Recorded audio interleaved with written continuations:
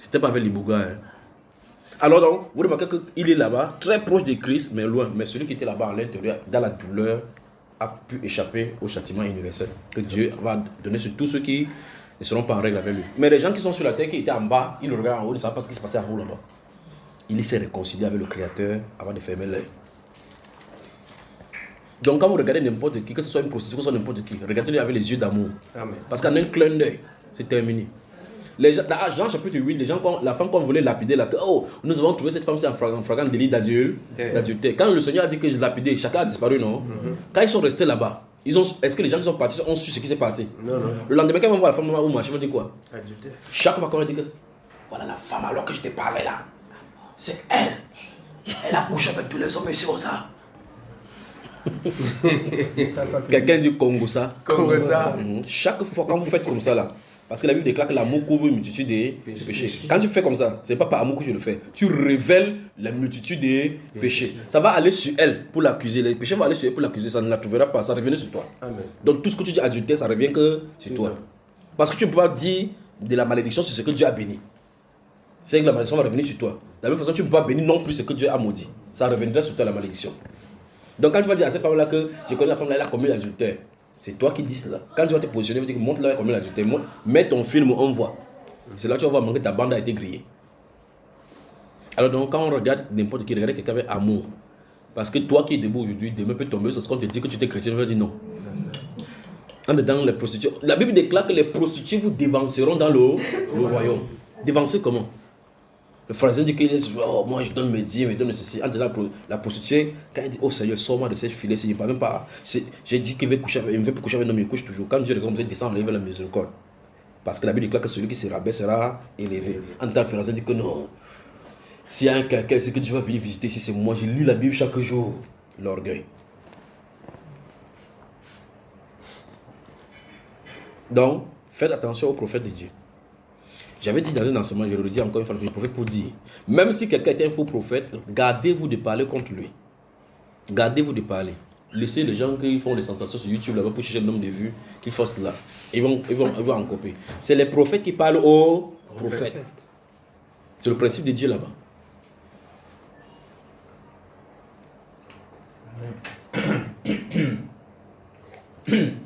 Alors on prend 2 minutes seulement. Le temps que vos pieds bougent et puis on s'assoit maintenant, on prend maintenant les Saintes Écritures. J'espère que vous êtes d'accord avec moi que je vais vous demander de poser toutes vos questions. Il ne faudrait pas que quand il va entrer dans les enseignements là-bas, vous dites que vous avez encore des questions alors. Ou bien vous avez des questions. Il y a des questions? Je n'ai pas bien suivi la partie du baptême. Bon, c'est vrai que je me suis déplacée. Et comme c'est une partie où j'ai souvent, pas des problèmes, mais les disciples de Branham n'ont pas encore réussi à bien me convaincre. Donc si c'est possible. Quel baptême? Par rapport au baptême? Par rapport au baptême du Saint-Esprit et le baptême au nom du Père, du Fils et du Saint-Esprit. Ah, par rapport aux deux styles de baptême, au nom de Jésus et au nom du Père et du Saint-Esprit. Parce que les deux sont dans la Bible. C'est dans la Bible. Voilà. Il faut qu'on parle de cela. Oui, parce que je ne comprends pas pourquoi. On doit baptiser au nom du Seigneur Jésus. Non, pourquoi ils disent que maintenant le baptême au nom du Père, du Fils et du Saint-Esprit n'est plus valable, alors que la Bible dit allez baptiser-les. Ou dans la Bible alors. C'est bien. Donc lisons, arrangeons ça rapidement avant de sortir. Avant, cela avait expliqué des choses. D'accord. Le Seigneur Jésus dans Matthieu chapitre 13 va dire que quand le Fils de l'homme a sémé quelque chose, le malin vient toujours s'aimer l'ivraie. Vous comprenez, n'est-ce pas? Lorsque le Seigneur Jésus a dit ces choses dans Matthieu chapitre 28, il est allé, on a sémé l'ivraie. D'abord, il faut comprendre que Jésus dit dans Matthieu chapitre 28, baptisez au nom du Père, du Fils et du Saint-Esprit. Et enseignez-leur à observer tout ce que je vous ai prescrit. Il y a tout genre de théories tout autour de ces choses-ci. Les catholiques ont conçu ce qu'ils appellent le catéchisme. Et tu vois quelqu'un se dit sur la terre, il dit que j'ai fait le catéchisme, je me suis baptisé. En détail, il dit je me suis baptisé. Tu demandes comment tu t'es baptisé. Après, il va se fâcher quand tu vas lui dire la vérité. Il dit je me suis baptisé. Tu t'es baptisé comment? Il dit qu'on a fait comme ça là. Au nom du Père, du Fils et du Saint-Esprit. Il y a un catholique qui m'avait vu, il lui a demandé ok, donc moi aussi je vais te baptiser. Il tend la main, il a tendu la main. Il fait exprès. Il dit, il prend l'eau, il dit, je t'ai baptisé au nom du Père, du Fils et du Saint-Esprit. Il dit, non, pas sur la main. Il dit, pourquoi? Il dit, c'est sur la tête. Ok, dans ça. Donc, vous voyez, on touche une zone bien sensible. Pourquoi ça doit être versé sur la tête? Il dit non. Parce que vous voyez que le fait que ça soit régulier, il a admis pour lui que pour que ça soit valable, il faut que ça soit sur la tête qu'on verse. Eh bien, je décide de verser sur ton orteil. Est-ce que tu es baptisé? Il dit non. Sur ta main? Non. Je verse ça sur ta bouche? Non, je ne suis pas baptisé. Sur sa tête, je suis baptisé. Qu'est-ce que vous voulez dire baptême? Baptême, ça veut dire immerger. Je voulais prendre cet exemple pour montrer que baptême veut dire immerger. Parce que si tu asperges, il peut décider d'asperger n'importe où sur toi. Il faut que tu admets que tu es baptisé. Et là, il ne peut pas accepter cela. Parce que la règle chez les catholiques montre qu'on verse plutôt sur la tête. Mais si la Bible déclare baptiser, parce que baptiser c'est immerger, c'est baptizo qui veut dire plonger. Si elle te donne quelque chose de plonger, il n'y a pas deux façons de plonger. Ça doit entrer dans le liquide. Amen. Donc d'abord, le baptême, c'est pour ça qu'il dit que c'est même une tautologie de dire baptême par immersion, parce que ça n'a pas de sens. Parce qu'on ne plonge pas en plongeant.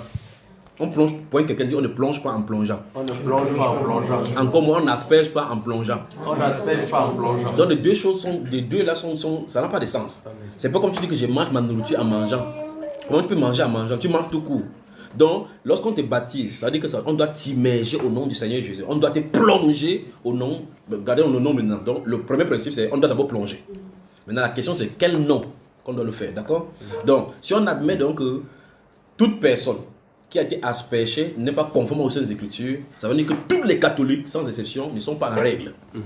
Or, c'est la porte d'entrée de la chrétienté pour témoigner que tu as cru au Seigneur Jésus. Ça veut dire que tous les catholiques sont de cette trompée depuis le pape jusqu'au dernier. N'est-ce pas?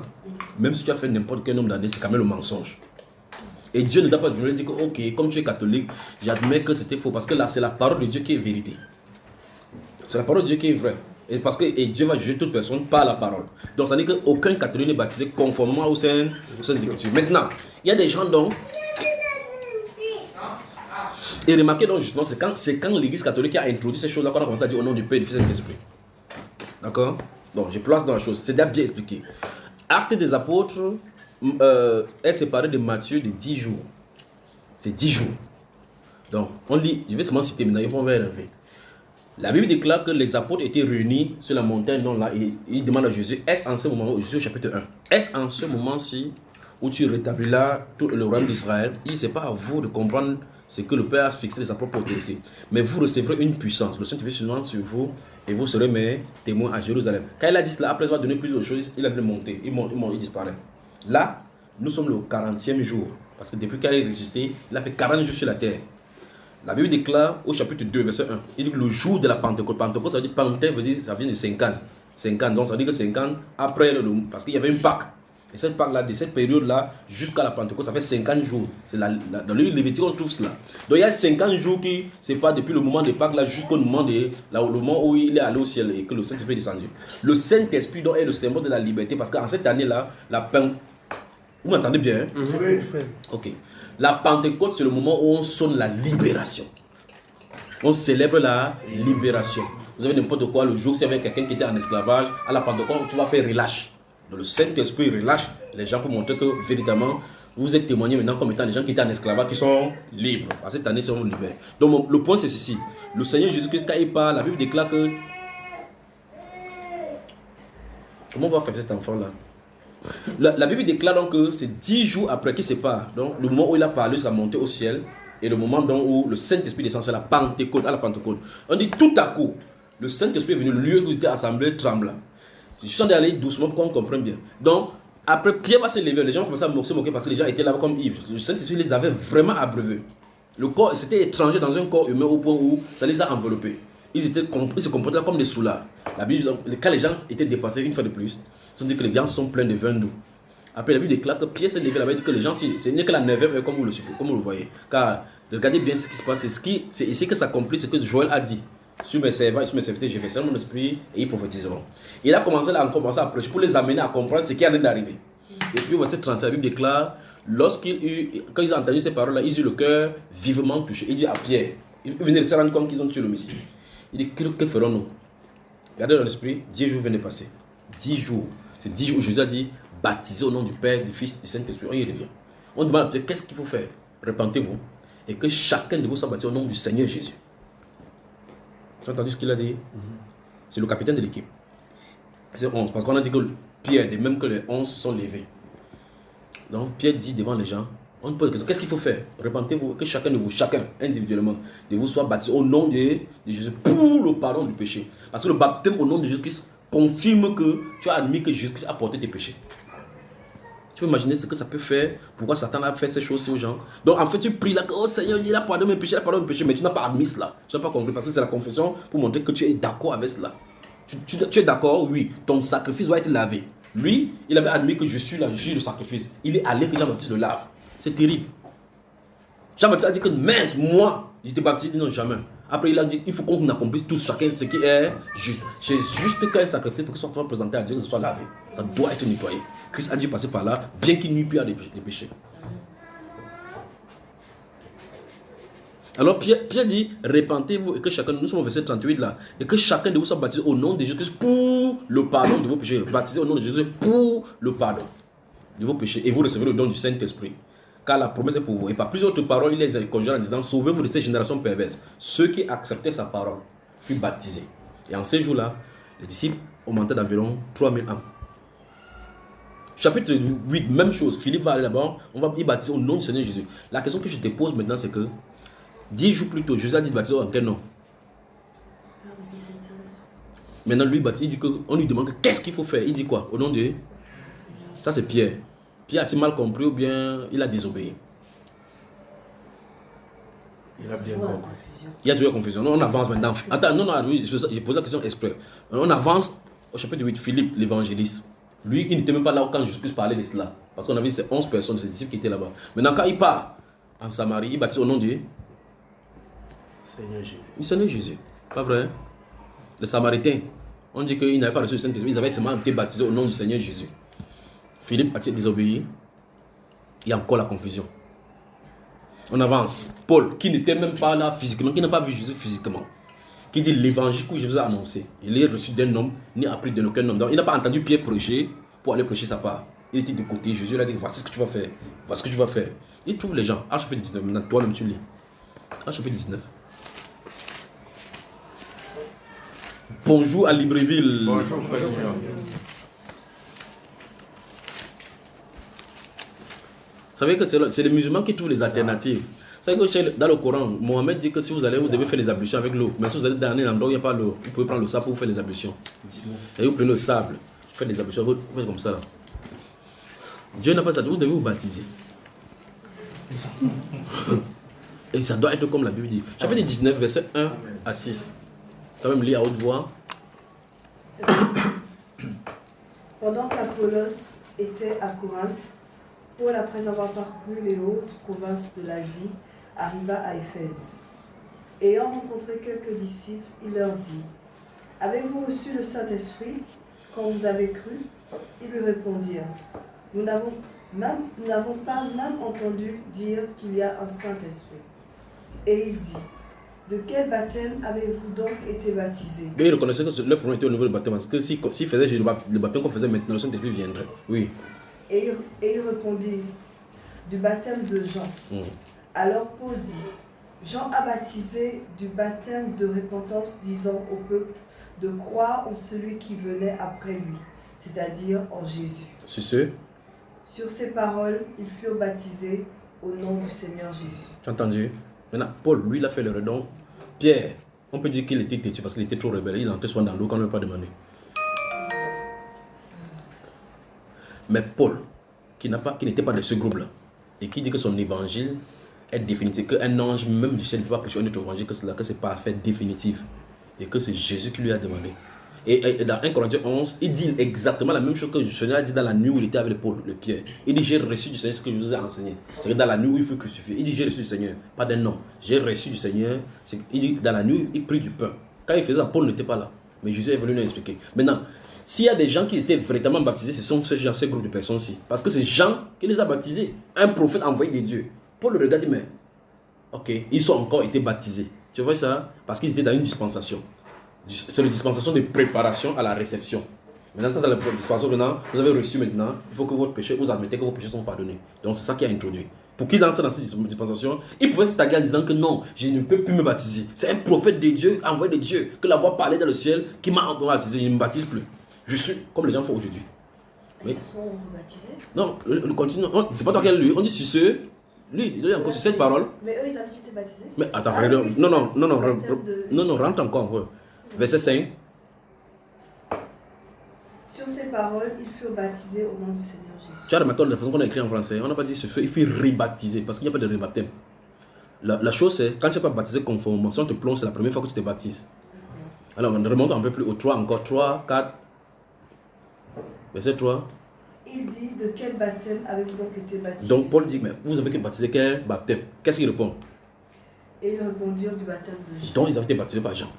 Jean n'est pas un faux prophète, c'est un prophète envoyé de Dieu. Mais le baptême n'était pas conforme à cette période.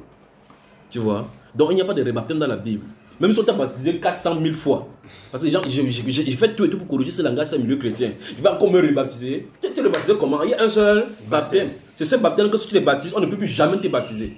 Donc si on t'a plongé au nom du Seigneur Jésus-Christ, même si n'importe qui vient, tu vas dire que dans la Bible, on baptise au nom de Jésus. Parce qu'il y a la forme théorique, ce qu'on énonce. Il y a la pratique. Dans la pratique, parce que quand tu dis acte des apôtres, nous sommes édifiés sur le fondement des apôtres. Donc c'est les apôtres qui ont mis les fondations. Jésus leur a donné la fondation, qu'allait mettre la fondation. Et nous bâtissons selon le modèle là. Donc tu ne dois pas venir dire que, qu'est-ce qu'on a fait? Il n'y a plus rien à corriger sur tout ce que les apôtres avaient fait. C'est pas si définitif et c'est total. Parce que le Saint-Esprit leur avait été donné sans mesure pour poser cela. Et donc quand c'est posé maintenant, c'est pour faire attention dans la suite des cafouillages qui devaient venir pour qu'on construise dans ce modèle. Bon, maintenant, Jésus leur a dit, baptisez au nom du Père et du Fils et du Saint-Esprit. Ils ont baptisé comme ça. Maintenant, il y a des personnes qui pensent qu'en suivant ce que le Père ont dit et ont fait, ils vont dire qu'ils peut-être désobéissent à Jésus. Alors je pose la question, Paul qui a reçu directement la commission de Jésus et qui allait baptiser, ça veut dire lui-même, ça veut dire que Jésus a trompé Pierre et Jean et autres et a dit la même chose avec il ne sait pas si tu comprends ce qu'il veut dire. C'est-à-dire quand il donnait la recommandation à Matthieu chapitre 28, Paul n'était pas là. C'est des trentaines d'années plus tard que Jésus l'appelle. Et tout ce qu'il enseigne du début jusqu'à la fin, il n'avait jamais enseigné ça dans la théologie. Il reçoit ça directement par révélation. Donc pendant qu'on a des baptisés là-bas, quand il rencontre quelqu'un, il dit c'est au nom de Jésus. C'est après qu'on va dire, oh, tu es baptisé. Même Pierre fait la même chose. Parce que le Saint-Esprit leur a révélé, c'est quel est le nom du Père, Fils et du Saint-Esprit. D'accord? Ton Père s'appelle comment? Mais quoi que il s'appelle Père, non? Il s'appelle le Père. Mais il a un nom. Mais dans Matthieu, on ne dit pas baptisé au titre. Parce que le Père, c'est un titre. Tout le monde ici a un titre. Donc le titre, le nom, c'est... Quand tu dis président de la République, si je dis président de la République, de quel président je parle? Vous voyez, il y a beaucoup plusieurs présidents dans le monde. Mais si je dis Ali Bongo, vous savez distinctement de qui il est question. Donc ici on dit baptisé au nom du Père, du Fils et du Saint-Esprit. Je rends grâce à Dieu qu'il ait mis ses pieds d'achoppement dans les Saintes Écritures. Parce que vous fuyez la divinité de Jésus. Vous tournez, vous venez là-bas pour corriger, vous remarquez que Jésus-Christ est Dieu. Amen. Ce seul passage-là montre que Jésus est Dieu. C'est toi qui l'as dit, les trois sont un. Parce que les trois sont un. Tu ne peux pas les dissocier. Parce que le Saint-Esprit a un nom. Tu comprends cela? Je vais prendre un exemple pour que vous compreniez. Si vous voyez dans Matthieu chapitre 28, donc verset 18, 19, il dit baptisé au nom du Père, du Fils et du Saint-Esprit. Donc le Père c'est qui? Tu vas dire c'est le Père de Jésus, non? N'est-ce pas? Forcément c'est son Père, parce que sur la terre il disait mon Père, mon Père, mon Père. Mais qui est son Père? Alors posons-nous là, qui est donc son Père? Qui est son Père selon toi? Tu veux savoir qui est son Père? Attends, tu veux savoir qui est son Père? Ouvre Matthieu. Alors chapitre 1. Parce que les gens parlent chaque fois, il y a des choses qui sont terribles dans les Saintes Écritures. Les gens parlent chaque fois que non, Jésus le Père, le Père. En tout cas, même nous prions. Quand nous disons Père, Père, on ne sait même pas ce qu'il y a en train de parler Père. En réalité, on parle Père seulement parce qu'on a vu la théologie Père dans la Bible. Mais en réalité, vous ne connaissez pas qui est le Père. Qui veut connaître le Père? Tu veux connaître le Père? Vous connaissez le Père maintenant. Amen. Amen. Tu es prêt? Verset 18. Regarde le verset 18. Tu as vu? Voici de quelle manière arriva la naissance de Jésus. Marie, tu es? Allons-y. Voici de quelle manière arriva la naissance de Jésus-Christ. Marie, sa mère, ayant été fiancée à Joseph, se trouva enceinte par la vertu du Saint-Esprit. Oui. Avant qu'ils eussent habité ensemble, Joseph, son époux, qui était un homme de bien et qui ne voulait pas la diffamer, se proposa de rompre secrètement un. Comme il y pensait, un ange du Seigneur vient dans son lui dit, Joseph, fils de David, ne crains pas de prendre avec toi Marie, ta femme, parce que l'enfant qu'elle a conçu vient du Père. Amen. Parce que l'enfant qu'elle a conçu vient du Père. Vient du Saint-Esprit. Tu as identifié son Père maintenant? Le Père, c'est qui? Le Saint-Esprit. Donc le Saint-Esprit, c'est le Père du Seigneur Jésus. Amen. Parle son Père. Tu as vu? Donc, quand il dit le Père, le Père, le Père, le Père, le Père, le Père, ça a fatigué les disciples. Il dit le Père, le Père. Alors, chapitre 14 de Jean. Vous entendez que le Père est plus grand que moi. Les gens sont sur la terre, ils discutent sur ce qui veut déchirer la Bible. En tout cas, si vous refusez, voici là où on dresse son acte de naissance. On dit clairement qui est son Père. Donc si vous voulez chercher ailleurs, c'est votre problème. Chapitre 14. Jean.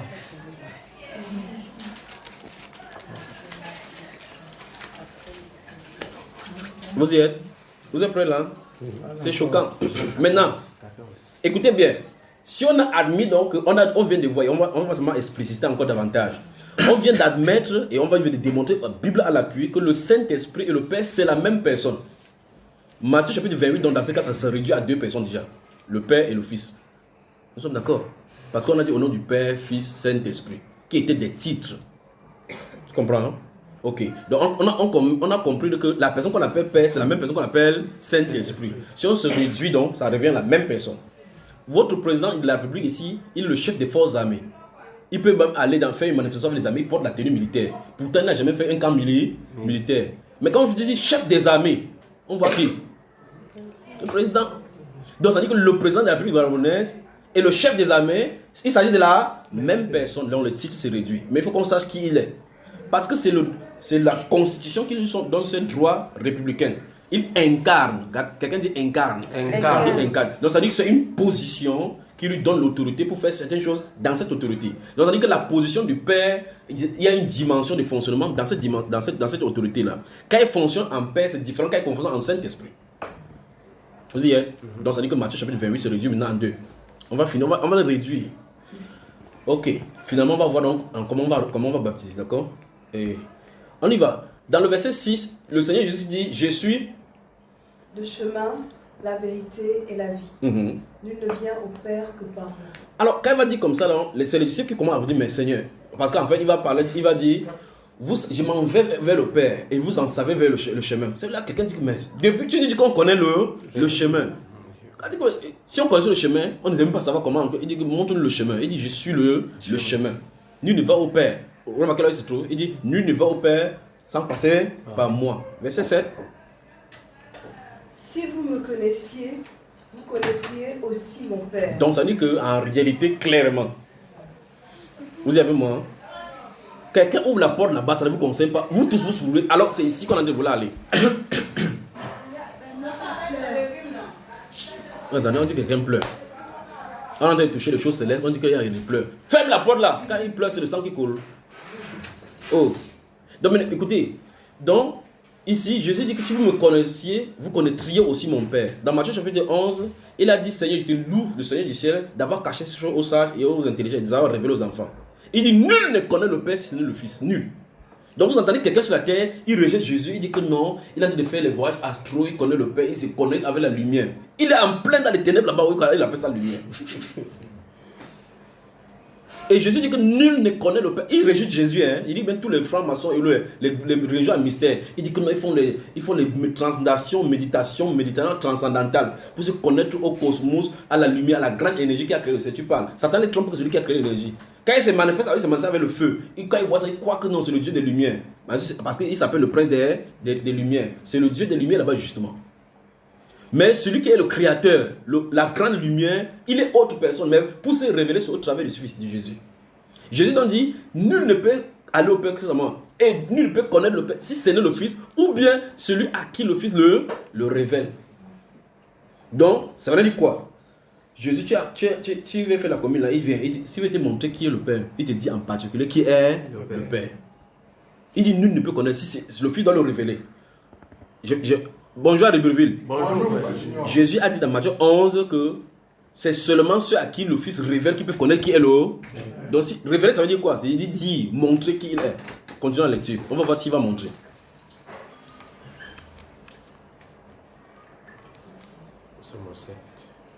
Et maintenant, vous me... Non. Vous le. Maintenant vous le connaissez. Le là est mis pour qui? regardons, le verset il dit, si vous me connaissiez, vous connaîtriez aussi mon Père. Donc il est question de Père ici. Et maintenant, vous le. Donc ils connaissent le Père, pas vrai? Il informe les disciples qu'ils connaissent, que ceux-là, ils connaissent le Père. Vous connaissez déjà le Père. Bien que les gars ne sont pas conscients, ils connaissaient même le Père. On va voir ce que un type va dire en bas. Et il dit, grave encore, il dit que vous l'avez vu. Non seulement vous le connaissez, mais aussi vous l'avez. Donc c'est sûr que peut-être il préférait une prière dans le Père parce que les gars ont vu sans savoir que c'était le Père. Il dit maintenant vous le connaissez et vous l'avez vu. Ça a surpris Philippe qui met. Le type, si, c'est quand il n'était pas dans une réunion que le Père venait se montrer, ou c'est quoi? Lisons. Philippe lui dit, Hapa. Il a d'abord dit Hapa. Montre-nous le Père, et cela nous suffit. Bon, mais quelqu'un vient de dire que vous le connaissez, et vous l'avez, non seulement vous le connaissez, mais vous l'avez quand même. Il dit que, mais montre-nous le Père. C'est-à-dire en clair, on a vu quand? Il est passé où? Montre-nous le Père, cela nous suffit. Écoutez bien, que Dieu vous bénisse vraiment. Amen. Il dit, si tu nous montres le Père, ça nous suffit. Ça veut dire qu'il n'y aura plus de questionnement. On saura qui il est. Allons-y. Jésus lui dit, il y a si longtemps que je suis avec vous, et tu ne m'as pas connu, Philippe. Stop. Qu'est-ce que Philippe a demandé? Philippe a dit quoi? Montre-nous le Père. Et qui a parlé? Jésus. Il dit quoi? Ça fait longtemps que je suis avec vous, et tu ne m'as... Qui a dit de parler là? Jésus. Tu penses? C'est le Père. C'est le Père. C'est celui qui s'appelle Jésus qui a dit de parler. Il y a si longtemps, je suis avec vous. Il va dire la même chose au chapitre 8. Avant qu'Abraham fût, je suis. Moïse, s'il part là-bas, il dit que le Dieu de vos pères m'a envoyé. Tu vois, il me demande que c'est qui. Il va le dire, celui qui s'appelle je suis. Il y a si longtemps, je suis avec vous et tu ne m'as pas connu. Et il pose encore la question pour montrer clairement qu'il signifie ce qu'il a dit. Il dit, comment donc dis-tu, montre-nous le Père. Ça veut dire que depuis là, tu ne me connais pas, tu ne me vois pas. Point quelqu'un dit, Jésus est. Toi-même compléter, non? Le Père. Allons-y encore. Jésus est le Père. Il y a si longtemps que je suis avec vous et tu ne m'as pas connu, Philippe. Comment dis-tu, montre-nous le Père? Tu cherches quel? Autrement dit, tu cherches quel Père? C'est ça, n'est-ce pas? Tu cherches quel Père? Et après, il va dire, ne crois-tu? Ne crois-tu pas que je suis dans le Père? Oui. Et que le Père est dans moi? Ok, bon, on va faire quelque chose. Regardez-moi très attentivement. Nous avons quoi ici? Les deux versets sont identiques, mais c'est distinct. Voici deux vers qui sont identiques. Il dit bien c'est identique dans la forme, dans la texture, dans la tenue, ainsi de suite. Maintenant, j'aimerais au monde que vous preniez celui-ci et mettez dans celui-ci, celui-ci dans celui-ci. Scientifiquement, et faites n'importe comment. Faites n'importe quel genre d'expérience que vous pouvez faire. Prenez ça et mettez dans ça, et prenez ça, mettez dans ça. C'est-à-dire que si c'est distinct, il dit bien, voici deux vers distincts. Quand c'est distinct, vous ne pouvez pas les mélanger. La seule personne que vous mélangez, c'est pour maintenant, c'est pour que vous fondiez cela, que ça devient encore liquide. Là, maintenant, vous ne pouvez plus distinguer. Mais voici deux personnes distinctes, que l'un est ici, l'autre est ici, là. Vous ne pouvez plus les mettre ensemble. Vous avez su ce que je dis? Mais le Seigneur qui dit que ne crois-tu pas que le Père est en moi et que je suis dans le Père? Vous ne pouvez pas faire ça. Si c'est distinct, parce que les gens disent que non, c'est Dieu, il y a le Père, Fils, Saint-Esprit, comme tu n'as dessiné le triangle là, en disant que Dieu est Dieu, Jésus est Dieu sans être le Fils, ainsi de suite, le Père est un peu le Père. C'est le triangle détecteur là. Et donc maintenant, vous ne pouvez pas faire ça. Vous ne pouvez pas. Nous sommes seulement avec deux. Parce que si mettre trois encore le Saint-Esprit là-bas, ça complique encore davantage la tâche. On a déjà éliminé en disant qu'il est dans le Père. On a déjà éliminé le Saint-Esprit en disant que le Saint-Esprit c'est le Père de Jésus. Parce que c'est lui qui nous a dit qui est son Père. Ok, maintenant, il reste Jésus et Dieu. Ça dit Jésus est le Père. Mais il dit que lui, il est le Père. Bon, continuons. Il dit si vous ne pouvez même pas croire au moins à cause des œuvres. Pas vrai? Allons-y. Les paroles que je vous dis, je ne les dis pas de moi-même. Et le Père qui demeure en moi... Stop. Donc le Père, lui, se trouve où? Le Père, tu es sûr de ce que tu as lu? Comment quelqu'un peut accoucher son enfant et il se trouve dans son enfant? Mais comment m'expliquer ça? Ouais, les problèmes bibliques, non? Parce que tout à l'heure, en chapitre 1, on a dit voici de quelle manière arriver à la naissance de Jésus. Et on a vu que l'enfant qu'elle a conçu vient du Saint-Esprit. Donc le Saint-Esprit est qui? Son père. Il grandit avec son père est où? C'est quand même terrible. Donc, il dit, ne crois-tu pas que, si par exemple pas à croire, croyant au moins à cause de Jésus, parce que les œuvres que j'ai faites, c'est pas moi qui les fais, c'est le Père qui demeure en moi. Donc le Père habite, parce que demeure, ça veut dire c'est tabernacle en lui, d'accord? Le Père qui demeure en moi qui fait les œuvres. Continuons. C'est lui qui fait les œuvres. Donc la personne qui fait les œuvres se trouve à l'intérieur. Bon, maintenant, quand la Bible déclare que quand il chassait les démons, il chassait par le doigt de qui? Le doigt du Saint-Esprit, pas vrai? Quand il dit sors, on dit que c'était le doigt du Saint-Esprit. Donc, vous voyez le doigt physique, mais celui qui est à l'intérieur qui chassait qui? Le Saint-Esprit. On n'a pas dit c'est le doigt du Père, on a dit le doigt du Saint-Esprit. C'est le Saint-Esprit qui fait l'œuvre qui était à l'intérieur. Il dit clairement que c'est le Père qui fait l'œuvre. C'est pas ça, hein? Au baptême des gens, il a fait quoi? Des temps pour demeurer sur lui. Quoi? Mais ici on dit que c'était qui? Le Père. Mais je peux pas comprendre. Bon, finalement, ça dit que Jésus et le Père, nous sommes clairement que c'est un. Donc rentre dans Matthieu. Finalement, on baptise en quel nom? Au nom de Jésus, c'est simple. Parce qu'en réalité, remarquez bien qu'il parlait de Jésus, il parlait du Fils. Parce que si on s'est dit que le Fils et là sont liés, ils sont un. Mais il y a un nom par lequel on doit baptiser. Le nom du Fils. Il n'y a sous le ciel aucun autre nom qui a été donné parmi les hommes, par lequel nous devons être. Le salut n'est pas lié à deux noms, c'est lié à un seul. Non. Et quoi que vous fassiez, en parole ou en effet, tout au nom de Jésus. C'est ça dont il est question. Donc toute personne qui est plongée dans l'eau au nom du Père, Fils et Saint-Esprit, il n'a pas été baptisé. On est allé le mouiller. Il faut qu'il se baptise. Amen. Amen. Voilà. Et aussi un problème. Oui. Concernant un passage, parce que souvent, cette confusion, je ne sais pas si c'est la confusion, hein, oui. Mais les frères de Chorak et tout, oui. on prie et on baptise, je crois, on baptise au nom de Yeshua Mashiach. Il n'y a pas de problème, c'est toujours lui. Donc, en fait, je voulais savoir un peu, comprendre un peu comment on fait cette relation entre ceux qui baptisent au nom de Jésus et ceux qui baptisent au nom de Yeshua Mashiach. Quand tu baptises au nom de Yeshua Mashiach, quand tu baptises au nom de Jésus, c'est la même personne que tu as de baptiser. Il n'y a pas de problème. D'accord. Et ce que je voulais dire par rapport à ce qu'on parlait tout à l'heure de la divinité du Seigneur Jésus, c'est parce que dans Matthieu, on ne remarque pas une chose. Quand Jésus dit même aller baptiser au nom du Père, du Fils et du Saint-Esprit, lorsqu'on regarde au nom, ce n'est pas au pluriel. C'est au singulier. C'est au singulier. Pourtant, on parle de 3 personnes là-bas. Et pourtant, on parle du Père, du Fils et du Saint-Esprit. On dit au nom. Au n'est pas au pluriel. Non n'est pas au pluriel.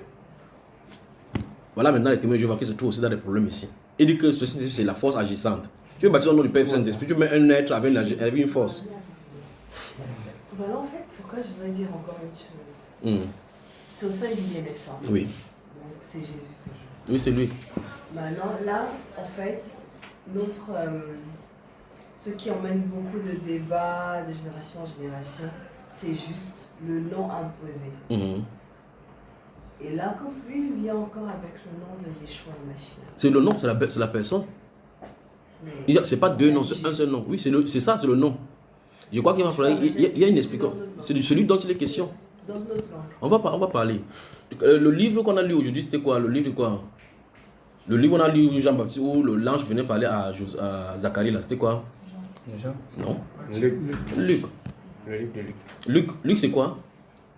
C'est toi qui as dit Luc. J'ai écrit là-bas chez toi Luc, mais son nom, c'est pas Luc. Son nom, c'est Lucas. Porter les lumières, n'est-ce pas? Mais c'est Luc chez toi. Tu vois cela? Quand tu ouvres titre, c'est titre. Mais en anglais, c'est Titus. Tu comprends cela? Mais c'est le nom. C'est pour ça qu'il faut poser des choses telles que c'est doit. Il y a un enseignement où j'ai parlé de quel nom prononcer. Et je t'en ai dit dans cet enseignement-là, et je le redis une fois de plus qu'on puisse comprendre, que beaucoup de personnes pensent que c'est en disant Yeshua HaMashiach que ça fait quelque chose. Ou bien que c'est Jésus. C'est pas le problème là-bas. Et d'autres personnes, on a avancé plus loin en disant, maintenant quand quelqu'un lit, là il voit Dieu dans le Nouveau Testament, il commence à dire Elohim. Ça n'a pas de sens. Tu vois? Parce que vous ouvrez le Nouveau Testament en grec, vous ne verrez pas une trace d'Elohim. C'est écrit Théos. Parce que le Nouveau Testament c'est en grec, l'Ancien Testament c'est en hébreu et en araméen. il y a des parties de l'Ancien Testament qui sont écrites en araméen, comme le livre une certaine partie des livres d'Esdras et le livre de Daniel, qui sont écrits en araméen. Vous avez moi, hein? Et donc, le problème, c'est le nom Jésus. Jésus, c'est l'équivalent du Josué. Donc, quand vous appelez quelqu'un Josué, vous allez dire Jésus. Vous me suivez?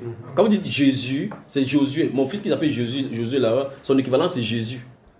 Maintenant, le vrai problème maintenant, c'est que en hébreu, écoutez-moi très attentivement. En hébreu, parce que j'ai suivi, il y a des gars qui vont sur YouTube, ils vont pas perdre le temps à dire qu'on ne peut pas traduire, que j'ai vu un titre là-bas, que l'intraduisible nom de Yeshua. Pour dire qu'on ne peut pas traduire le nom de Yeshua. C'est-à-dire que je ne peux pas savoir comment quelqu'un peut être borné, enfin, c'est même pas borné, c'est être bête vraiment à la limite.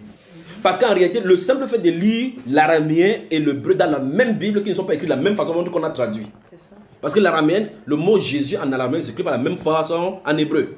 Donc si on est quitté d'une variante hébraïque et à une variante en araméen qui varie déjà, ça se passe qu'on a traduit. Vous suivez, n'est-ce pas? Et c'est pour ça que j'ai expliqué dans cet enseignement que en araméen on dit Yeshua.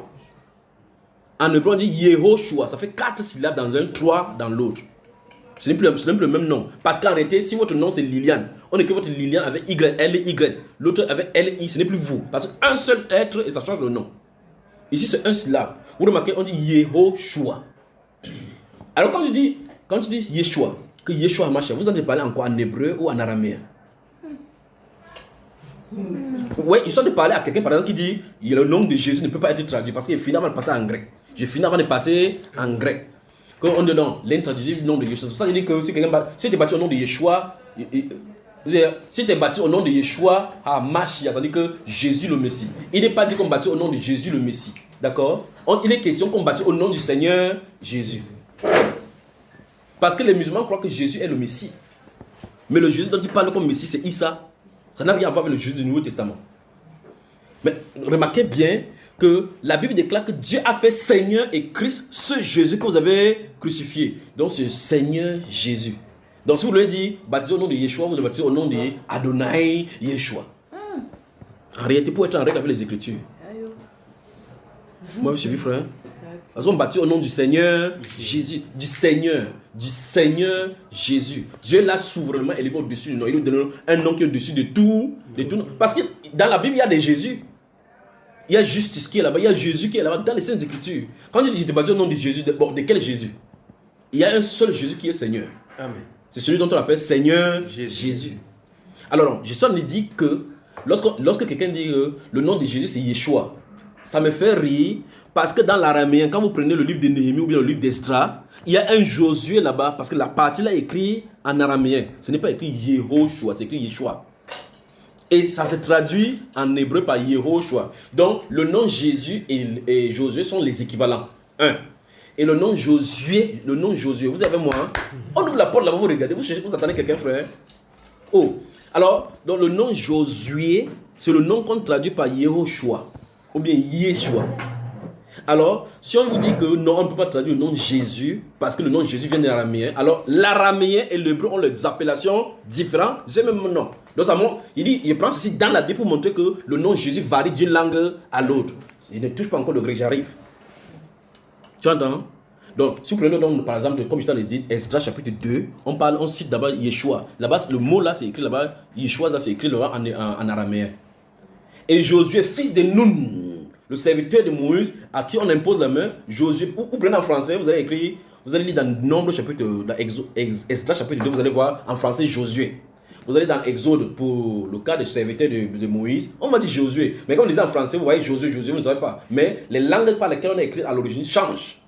L'un, Esdras, c'est Yeshua. Dans l'autre, c'est Yehoshua. 3 syllabes, 2 syllabes. Ce n'est plus la même chose, pas vrai? Parce qu'une seule lettre était suffisante pour changer un nom. Une seule lettre. Il peut avancer? Maintenant, je pose donc la question. Le monsieur qui prend sa plume en grec, en langue grecque, et il écrit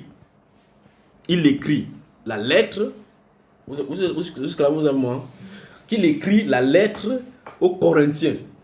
Il dit Paul, serviteur de, je pense pas le verset 1, de qui? Jésus. Ça c'est en français. En grec, qu'est-ce qu'il écrit?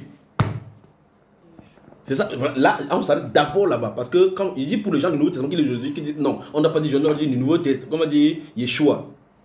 Paul, qui est juif, quand il écrivait au grec, est-ce qu'il écrivait dans l'Ancien Testament, dans le Nouveau Testament qu'il écrivait, est-ce qu'il écrivait apôtre de Yeshua HaMashiach? Il écrivait ça? Répondez-moi, on ne voulait pas parler. Non. Alors ça veut dire que c'est nous qui sommes étrangers à cette doctrine. Si un juif qui écrivait la lettre au grec, qui est Paul, qui a reçu de Jésus, qui s'il voulait écrire la lettre que nous lisons aujourd'hui comme Corinthiens, c'est la seule chose à faire. Si les Paul avait écrit en disant Yeshua, on n'a pas de choix, Jésus doit quitter.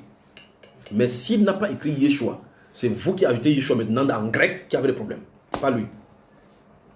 Je voulais d'abord mettre que la Bible montre clairement que le nom de Jésus varie d'une langue à l'autre. C'est pour ça qu'il a parlé d'Esdras, j'ai parlé des nombres, et puis Exode, et puis le livre de Josué. On ne peut pas dire Yeshua, en dedans quelqu'un dit Yehoshua, et quelqu'un dit Jésus, vous dites que non. On dit c'est la même personne, dit que non, on ne peut pas appeler Jésus parce que le nom de Jésus c'est Yeshua. Mais entre temps, quelqu'un dit Yeshua, l'autre dit Yehoshua, c'est pas la même chose. Et même si vous dites Yehoshua, si Josué, quelqu'un ici s'appelle Josué, il va se tenir, va vous regarder. Donc ça veut dire que ce n'est pas en disant Yeshua que vous dites que vous en appelez le Messie. Parce que vous dites Yehoshua, quelqu'un qui est un hébreu, sa sœur ici s'appelle Josué, il va savoir que c'est celui que tu as appelé. Mais Dieu a fait Seigneur et Christ, ce Jésus que vous avez crucifié. Donc pour baptiser, on ne baptise pas au nom de Yeshua, on baptise au nom du Seigneur Jésus. Ou bien on baptise au nom d'Adonai Yeshua. Eh bien, dans ce cas, si vous voulez traduire, ouvrez encore Acte chapitre 19, parce que je parle, vous entendez me regarder. Ouvrez encore Acte chapitre 19. Nous avons des problèmes, tout simplement parce qu'on a la soif de vouloir se présenter les connaissances. Alors donc, chaque fois poser la question seulement à quelqu'un. Quand Paul écrivait la lettre, là où il y avait Jésus, qu'est-ce qu'il lui il écrivait? Et vous vous en tenez à cela.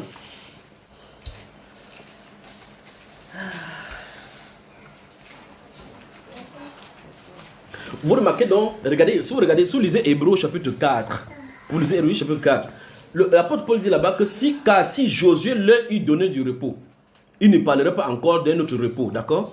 Mais il dit encore, ils n'entreront pas dans mon repos. Alors, il dit bien dans le livre d'Hébreux, si vous lisez Hébreux chapitre 4, où on a parlé, ils n'entreront pas dans mon repos, il y a un autre jour de repos en disant aujourd'hui. Vous avez ouvert le chapitre 19 là. Alors, regardez, dans Hébreux chapitre 4, donc, on dit, si Josué leur eût donné du repos, Josué, vous avez mon frère, il dit, je ne sais pas si vous comprenez même ce que je dit. Ok, je vais citer 1 Corinthien. Il dit, je vais citer 1 Corinthien, puis je vais citer Hébreu. Si vous avez Hébreu chapitre 4, ici où l'apôtre Paul est en train de parler contre les aventures du 7e jour là. Ouais. Voilà. Là où il dit donc, il dit, si Josué leur eût donné du repos, Dieu ne parlerait plus du repos. C'est écrit Josué. Vous avez moi? Ouais. Voilà, vous y êtes. Tu as trouvé cela, frère? Bon, maintenant, si vous prenez Actes des Apôtres, le frère Luc dit Théophilus, on écrit à Théophilus, j'ai écrit dans ma première lettre de tout ce que Jésus a commencé à faire. Vous y êtes? Il dit au chapitre 1 des Actes des Apôtres. Si vous prenez cela, Luc parle ici de Jésus. Il veut toute votre attention.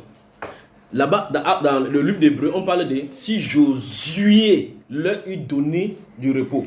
Maintenant, si vous allez en grec, Actes des Apôtres, chapitre 1 dit Théos. Enfin, Yesos. Donc ça dit, là on a écrit Jésus, que j'ai parlé dans mon premier livre, citant le livre de Luc. J'ai parlé dans mon premier livre de ce que Jésus a commencé de faire depuis le baptême des gens. Vous comprenez cela? Hein? Donc c'est écrit là-bas en grec, Yesos. Dans Hébreu 4 qui est en nécessité, on dit si Josué lui eût donné. Le Josué qui est écrit là-bas, c'est écrit Yesus. Donc si vous voulez traduire littéralement, on devait dire si Jésus leur eût donné du repos, il ne parlerait pas de nos jours. Vous voyez qu'en traduisant maintenant, c'est Yesus là, en Jésus, vous comprenez que ça paraît ça parce que Jésus a dit je vous donnerai du repos.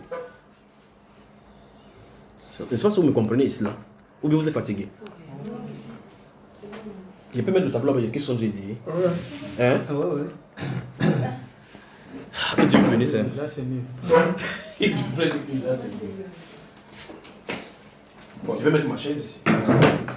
Je mets le tableau ici.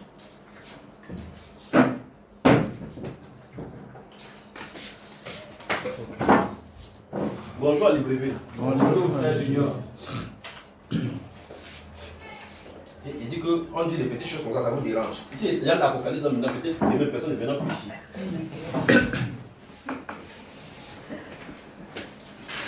Il dit que Actes chapitre 1. Lisez Actes chapitre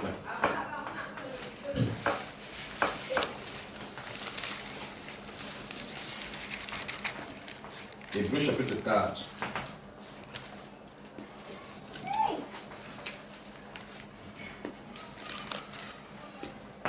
Il y a des gens qui sont versés dans les Écritures ici.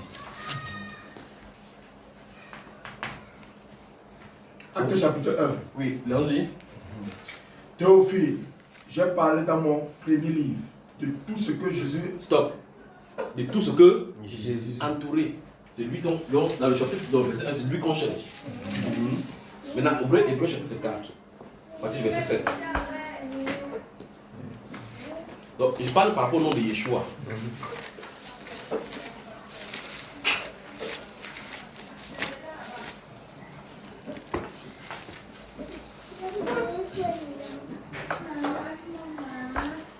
Hébreux 4, verset 7. Dieu a fixé de nouveau un jour. Dieu fixe de nouveau un jour. Aujourd'hui. C'est où là? Verset Hébreux 4, verset 7. Remonte. Verset 4. Prends en partie verset 4. Allons-y. Car il a parlé quelque part ainsi du septième jour. Oui. Et Dieu se reposa de toutes ses œuvres le septième jour. Non, de toutes ses œuvres. De toutes ses œuvres. Non, de toutes ses œuvres. Toutes ses. C'est S-E-S. Quand il dit ses œuvres, c'est comme s'il allait montrer les œuvres. On parle des œuvres, la possession de Dieu. Oui. Je vais reprendre. Oui. Car il a parlé quelque part ainsi du septième jour. Et Dieu se reposa de toutes ses œuvres le septième jour. Et ici encore, ils n'entreront pas dans mon repos. Oui. Or, puisqu'il est encore réservé à quelques-uns d'y entrer, et que ceux à qui d'abord la promesse a été faite n'y sont pas entrés à cause de leur désobéissance, Dieu fixe de nouveau un jour, aujourd'hui, en disant dans David, si longtemps après, comme il est dit plus haut, aujourd'hui, si vous entendez sa voix, n'endurcissez pas vos cœurs. Verset 7. Continuons. Je sais beaucoup. Verset 8. Oui. Car Oui. si Josué. Stop. Donc nous sommes ici au verset 8. Si Josué. J'aimerais que vous m'ouvrez, vous qui avez le téléphone, ouvrez-moi la version grecque de ces passages et de ces passages pour que je vous dise ce que je suis en train de dire. Vous avez ça dans votre téléphone? Qui a cela? Mais les gens, vous êtes modernes, non? Ouvrez la version interlinéaire. Je vous ai dit, téléchargez ça, vous avez au moins de l'application du PS. Personne de notre génération ne dira, vous ne direz pas qu'on vous a trompé. Nous allons faire une application. Si dit une affirmation, on doit vérifier. Donc vous ouvrez la version interlinéaire. Tu es là, frère? Oui. Donc, Hébreux chapitre 1. Regardez-moi ce que Jésus, là on a écrit Jésus en français, ce qui est écrit en bas. Hébreux 8. Acte 1. Acte 4, 1. Non, Acte 1. Hébreux 4. Au moins, en grec, on sait que non, il n'y a pas. Jésus. Bon, on va mettre comme ça pour liser. En grec, on sait qu'au moins que Jésus c'est Jésus. C'est celui-ci qu'on va identifier. En grec. Pourquoi je vous dis ce que ça veut dire? Vous avez identifié là, dans Hébreux 4, verset. Au moins, si vous avez là trouvé ça, hein? Il y a un téléphone qui est sonné. Mettez ces choses-ci sur le chapitre 1, vous avez trouvé. Les gens, les brevets sont là fatigués. Il dit que c'est temps de tracer le truc des temps ici que vous travaillez là, vous allez. Je crois que les cheveux vont se dresser ici là-dedans. Vous n'y êtes pas. Tu as pas ça, frère? Tu as la version interlinéaire. Bah, qui a ça? Tout le monde a de gratter la tête seulement.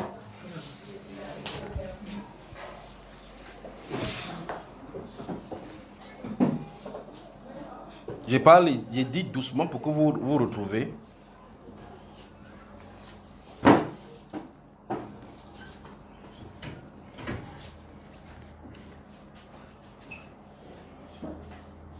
Quelqu'un a trouvé?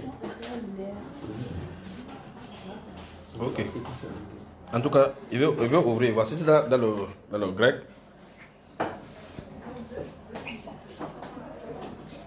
Vous avez trouvé?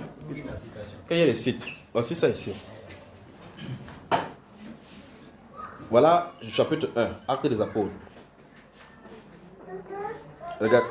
ce qui est écrit en le chiffre, on appelle ça les strongs. Les numéros qui renvoient à chaque parole. On le traduit mot après mot, ce qui est écrit dans l'original. Et puis au-dessus se trouve en grec, si vous connaissez le règle, voilà la règle to, voilà la règle va. Regardez, ici, et puis en rouge, c'est écrit maintenant en français. Pour ceux qui lisent anglais, on va écrire ça en anglais. C'est que ça veut dire des grecs en anglais, des grecs en français. Donc voici le chapitre 1 des Actes des Apôtres, verset 1. On parle l'interlinéaire parce qu'on traduit mot par mot. C'est après, quand vous avez lu toute la phrase que vous pouvez composer maintenant, mettre la phrase en ordre, d'accord? C'est le mot Jésus qu'on cherche. Je vais chercher en rouge ce qui est écrit en Jésus et puis on va regarder ce que le grec dit, d'accord? Voici ici dit ô Théophile qui a commencé. Voici Jésus ici. Voilà en rouge là-bas Jésus. C'est pas ça? Hein? Voici ça, voilà Jésus. Parce que voilà fille là-bas. N'est-ce pas ce que vous voyez? C'est le Strong 24-24. Donc, comme on a mis le Strong 24-24, vous ouvrez n'importe quel interlinéaire, n'importe quel interlinéaire, vous allez trouver que Jésus correspond au Strong, le Strong. Le Strong 24-24. Donc, même si vous allez sur Google, vous tapez Strong 24-24, ça va vous sortir Jesus. Voici ce que je suis en train de vous dire. Alors, je pose donc la question. Ça, c'est Actes des Apôtres. Vous y êtes? Quand tu as tapé Strong 24-24, ça a sorti quoi? Ils disent Jesus avec elle. Avec elle. C'est écrit avec elle. Non, c'est pas elle là-bas, c'est pas elle. C'est la première lettre, c'est pas la lettre L. Bon, regardez bien. C'est le son. C'est le son, voilà. Alors donc, le Strong 24-24 va correspondre à Jesus. Voici la question que je viens de poser. Le grec, le Nouveau Testament est écrit en grec. Est-ce que quand l'apôtre Paul, ou bien pour le cas de l'apôtre Luc, le frère Luc, c'est quand il écrivait, est-ce qu'il écrivait avec Yehoshua? Est-ce qu'il avait écrit Yeshua? Parce qu'il écrivait un Théophilus. Parce que Théophilus, ça veut dire ami des dieux. Théophilus. Donc, celui qui s'appelle l'ami des dieux, c'est le nom d'un personnage à qui il a écrit pour lui montrer que dans la première lettre que j'ai écrite, en parlant de Luc, il lui a expliqué tout ce que Jésus avait fait là-bas à l'intérieur pour que celui-ci lit, pour qu'il comprenne que ce qu'il a dit est exact. Mais la question, c'est quand il prenait sa plume pour écrire à Théophilus, est-ce qu'il avait écrit, parlant de ce personnage dont on parle, est-ce qu'il a écrit Yeshua? Il a écrit quoi? Jésus. Non, il n'a pas écrit en français, frère. Il a écrit Jesus. Jesus. Jesus. C'est ce qui est écrit. Mais mon problème qu'il faut vous montrer, c'est que vous faut montrer qu'en grec, parce que vous lisez en votre langue, français ou anglais, je vais vous faire montrer que le grec des Actes des Apôtres concernant Jésus, c'est le même mot pour Josué. Donc quand vous dites Jesus, soit vous en êtes d'appeler Josué, soit vous en êtes d'appeler Jésus. Donc ouvrez maintenant Actes Hébreux chapitre 4, verset 8. En français, on dit Josué. On dit si Josué lui eut donné du repos. Vous savez moi? Si Josué lui eut donné du repos, il ne parlait pas quelque part de notre repos. Or, de quel Josué parle-t-on ici? C'est là le problème. Voici, je vais vous amener là-bas. On dit Josué lui eut donné le repos. Or, Moïse avait dit à Josué que c'est toi que l'Éternel on peut faire entrer le peuple. Finalement, même Josué n'a pas fait entrer le peuple dans le repos. Donc, c'est ce Josué-ci, qu'on appelle fils de Nun dans l'Ancien Testament, dont on a entendu parler. Vous avez moi? Bon, voici le nom Josué dans l'Ancien Testament qui était Josué, qui est traduit en grec par Jesus, qui devait être Jésus, la correspondance de Jésus. Ça, vous comprenez? Et donc, les gens traduisent justement le nom de Josué ici, depuis l'Ancien Testament, en Jésus, en Josué dans le Nouveau Testament. Parce que dans l'Ancien Testament, c'est Yehoshua. Parce que Jésus, c'est Josué.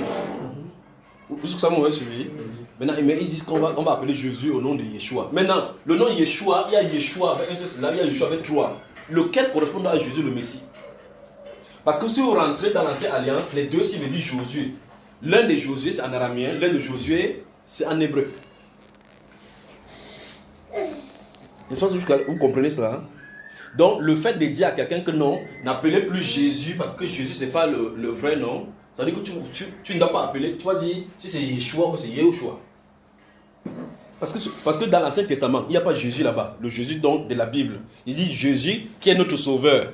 Il n'est pas dans l'Ancien Testament, son nom n'est pas dans l'Ancien Testament. Dans le Nouveau Testament, son nom est révélé. Dans le Nouveau Testament, on a écrit comment? Répondez alors. Le Nouveau Testament n'est pas écrit en hébreu. Ce n'est pas écrit en araméen. Donc si c'est toi qui écris aujourd'hui, commence à réécrire ce que les apôtres ont écrit, c'est que c'est toi qui parles araméen plus que l'apôtre Paul. Parce qu'il écrit, il dit Paul, serviteur de Jésus-Christ, appelé à être apôtre par la volonté de Dieu. 1 Corinthiens 1. Je pose la question, quand il a écrit cette lettre-là, aux Grecs qui sont là-bas, quand il disait quoi? Quand il y avait le nom là-bas, il disait que Yeshua HaMashiach. C'est ça qu'il disait? Alors donc, vous remarquez que si vous dites que je baptise au nom de Yeshua, vous allez baptiser peut-être au nom de Josué qui a fait entrer Moïse, les enfants de Moïse là. Vous comprenez ce que je dit? Parce que Yeshua veut dire Josué aussi. Dans le Nouveau Testament, on parle d'un juste là-bas, il est Jésus. Mais remarquez bien que dans le Nouveau Testament, on ne baptise pas au nom de Jésus seulement. Parce qu'on sait qu'il y a plusieurs personnes qui ont le nom de Jésus. C'est au nom du Seigneur Jésus. Comment est-ce qu'on dit Seigneur en araméen? Comment on dit Seigneur donc en hébreu? Vous connaissez que Adonai. Donc ça veut dire que désormais vous baptisez. Oh, je t'ai baptisé au nom d'Adonai Yeshua. Faites-le. Après, moi je vous pose la question. Timothée, lui, n'était pas un hébreu. Tite n'était pas un hébreu. Quand il baptisait quoi? Au nom du Seigneur Jésus. Parce que là-bas, ce n'est pas ça, c'est Kyrios. Seigneur, ça veut dire Kyrios. Au nom de Kyrios, Jesus. C'est ce que vous avez dit au nom du Seigneur Jésus. Donc, c'est l'orgueil des connaissances qui a fait que les gens arrivent à ce niveau-ci. On a de l'avancée. Au point où un jour, j'étais dans une conférence, il y a un garçon qui s'asseyait là-bas, il bavardait. C'était un philosophe qui sont trouvés au milieu chrétien. Les épicuriens, c'est grave. Il parle que... C'est pour ça que Colossiens dit que dans Colossiens, Elohim dit que si. Il prenait seulement, il regardait. J'étais à jeune au moment là, et puis quand ils ont fini, il y avait au moins 7 groupes là-bas dans cette soirée-là. Quand ils ont fini, le monsieur était assis sur la table, il est sur Facebook là-bas, il fait les enseignements là-bas. Il était assis, ses yeux sont comme ça, les yeux qui grillent là, les yeux midi 14h. J'étais calme, il ne savait pas que j'étais. Après, je me suis levé là-bas. Il a dit, je vais vous poser une question. Quand il avait mangé, il avait pris un peu de force. Il devait vous couper une question, tout le monde est venu s'asseoir. Et les premières questions, la Bible que vous lisez là-bas, c'est écrit Elohim quelque part dans le Nouveau Testament. Ils ont commencé à bégayer. Est-ce que quand tu dis que en Colossiens chapitre 1, il est décrit que Elohim dit, c'est écrit Elohim là-bas. Vous remarquez que quelqu'un ne parle le français, il veut dire Elohim. Pensant que quand il dit Elohim, c'est là où il est plus proche de Dieu. Il ne connaît pas que Elohim veut dire tout simplement Dieu. Or, quand tu dis Dieu, Dieu ce n'est pas descendre, Dieu n'est pas son nom. Ce n'est pas en disant que Elohim que tu appelles le nom de Dieu d'Hébreu. Parce que le Dagon qui est écrit dans la Bible, on dit le statut de Dagon était prosterné devant Dieu. C'est écrit là-bas Elohim Dagon. Vous suivez? Elohim n'est pas un nom. Elohim c'est un titre. Donc ce n'est pas en disant que Elohim, c'est pour ça que Elohim Adonai va venir. Ce n'est pas le seul Adonai. Il y a plusieurs Adonai dans la Bible. Jusqu'à vous me saisissez. Donc ce n'est pas en disant que Elohim que ça va faire que tu sois le Dieu. Dieu n'a pas demandé. Quand le Seigneur a dit dans le livre de Daniel là-bas, il a dit que au moment où la fin du temps, les gens vont lire, la connaissance va augmenter. Dieu n'a pas prévu que la Bible soit lue en hébreu. Il sait que c'est lui qui a dispersé la langue sur la terre. Et dans l'Apocalypse, on voit clairement que plusieurs langues, plusieurs peuples étaient devant lui pour adorer. Il n'a pas dit la langue avec laquelle on adorerait, ça le dérangeait là-bas. Mais moi, je vous pose la question. Les langues et les nations de tout peuple qui étaient devant lui, qui chantaient le cantique de l'agneau, on n'a pas dit les cantiques de l'agneau, le cantique. Comment quelqu'un qui est des nations, peut-être mené ici, à chanter un cantique de l'agneau? Et on dit tout le monde entier à chanter au même moment. En quelle langue ils chantent? Vous savez, mon frère? Donc, vous remarquez qu'en réalité, les gens sont en train de s'embrouiller sur la terre. En disant Elohim, vous avez des problèmes. Parce que tu es en train de vouloir forcer à faire être spirituel selon la chair, en réalité.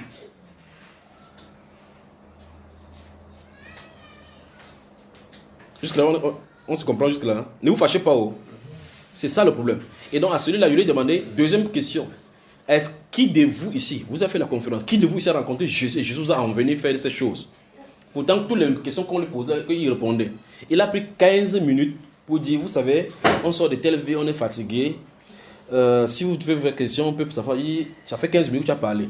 J'ai seulement posé, qui de vous a rencontré Jésus? Et Jésus vous a... Dis seulement moi, je reste tranquille. Il dit, ok, Jésus vous a envoyé 10 ce que vous en avez dit là. Parce que vous en avez perverti l'œuvre du Seigneur. Ils ont tourné comme ça, disparu de la circulation. Et puis le groupe de ceux qui disent qu'on a une annonce, maintenant on va te prêcher du mois jusqu'à 14h, tu vas devenir net nouveau, ils étaient aussi au milieu. Je les ai pris, les traités, chacun a fui. On te prend, on va te dire les choses du matin jusqu'au soir, tous les prophètes, quand tu sors, on dit que maintenant vous êtes né de nouveau. Donc c'est l'homme qui informe à l'autre que vous êtes né de nouveau. Quand tu manges, quelqu'un va te dire que ton ventre est plein, frère. Quand tu es né de nouveau, tu sais. Quand tu es faux, tu sais. Même si tu portes la veste n'importe comment, tu sais. Comprenez, frère? Il y a un garçon que j'avais rencontré à l'aéroport de Douala. J'étais accompagné à quelqu'un à l'aéroport. J'étais en train de causer avec ma femme de l'autre côté. Saint-Esprit me dit, tourne-toi, il y a quelqu'un là-bas. Il me tourne, il regarde. Il dit, va vers ce groupe de garçons. Je vais là-bas, il me tient, il regarde. Je suis en train de chercher vers qui le Seigneur m'a envoyé. Il y avait un garçon là debout. Il était en veste là, bien habillé. Il avait la cigarette entre les mains.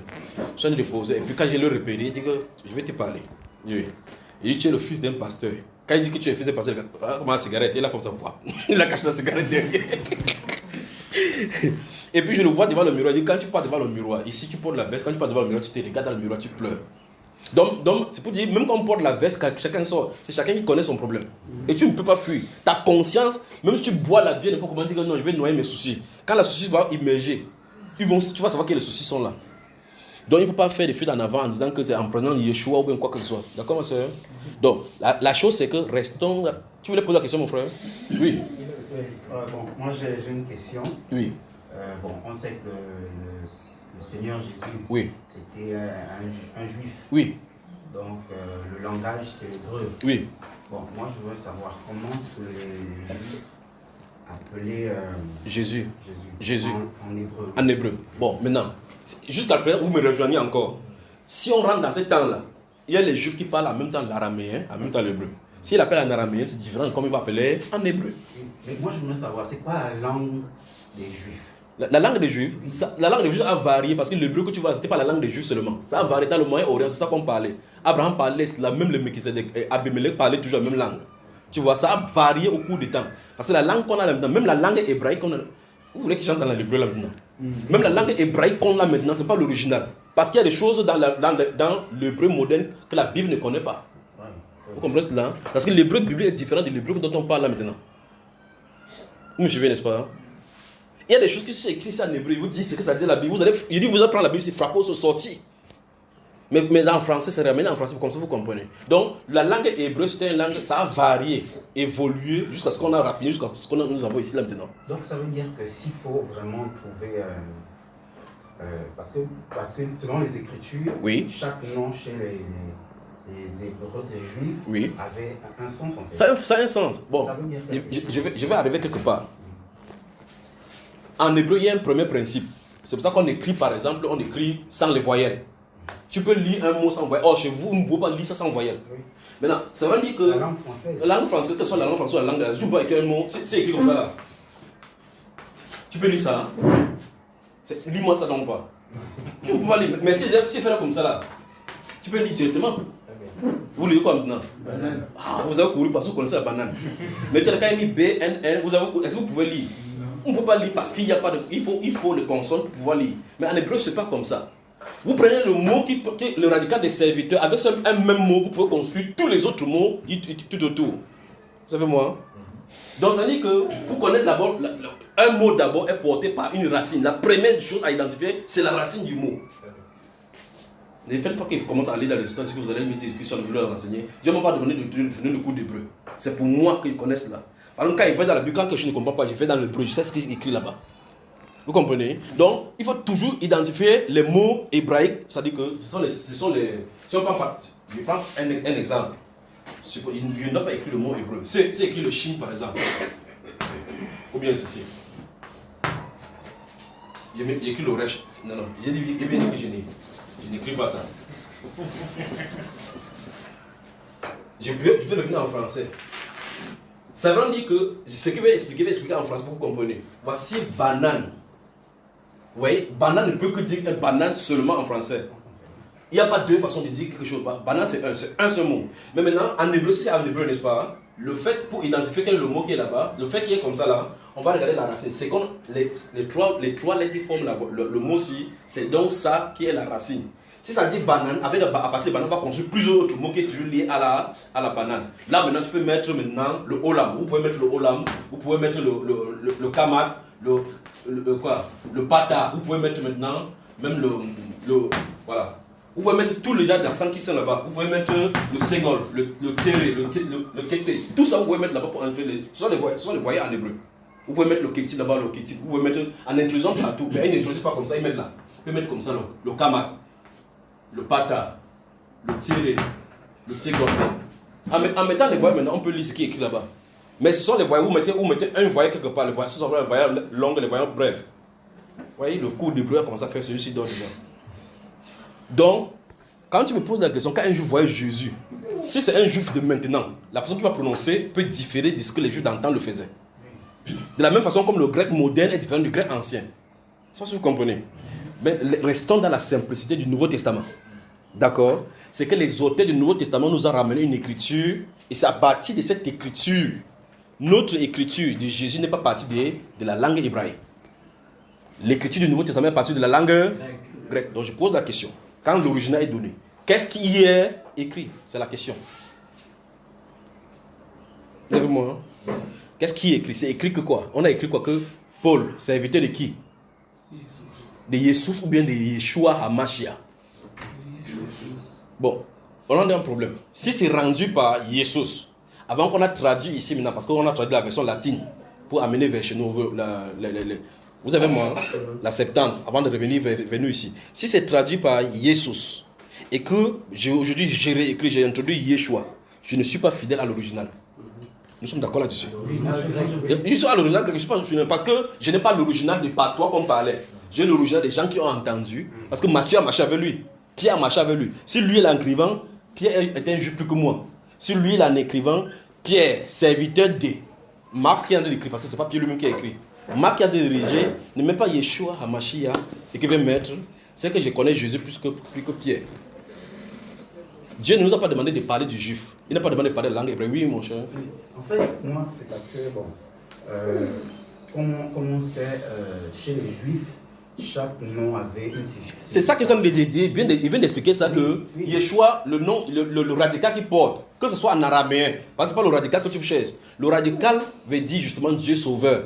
Si tu prends le radical justement de Yeshua, vous faites toujours qu'il rentre à l'intérieur. Vous allez avoir le tétragramme si YH, WH. Oui. Le yod, le vav. Oui, là, c'est le tétragramme. En fait, c'est. Moi, je me dis, parce que la parole, quand on ajoute ou on enlève, ça perd sa substance. Voilà. Donc, le truc, c'est quoi? Moi, je me dis, si on ne reste pas dans les origines même, en fait, dans les textes anciens. Vraiment.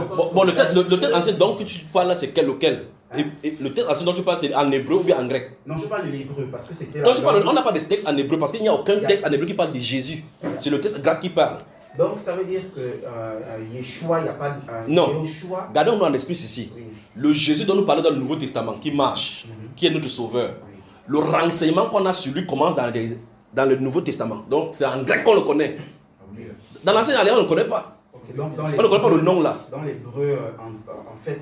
J'ai dit ceci. Oui. Vous avez Matthieu, Marc, Luc, Jean, Actes des Apôtres, ainsi de suite. Oui. C'est là-bas qu'on parle de cette personne qui est mort pour nous. Et c'est là-bas, c'est dans ces écrits qu'on connaît son nom et sa mission. Dans l'Ancien Alliance, on parle de lui en prophétie, pas de son nom.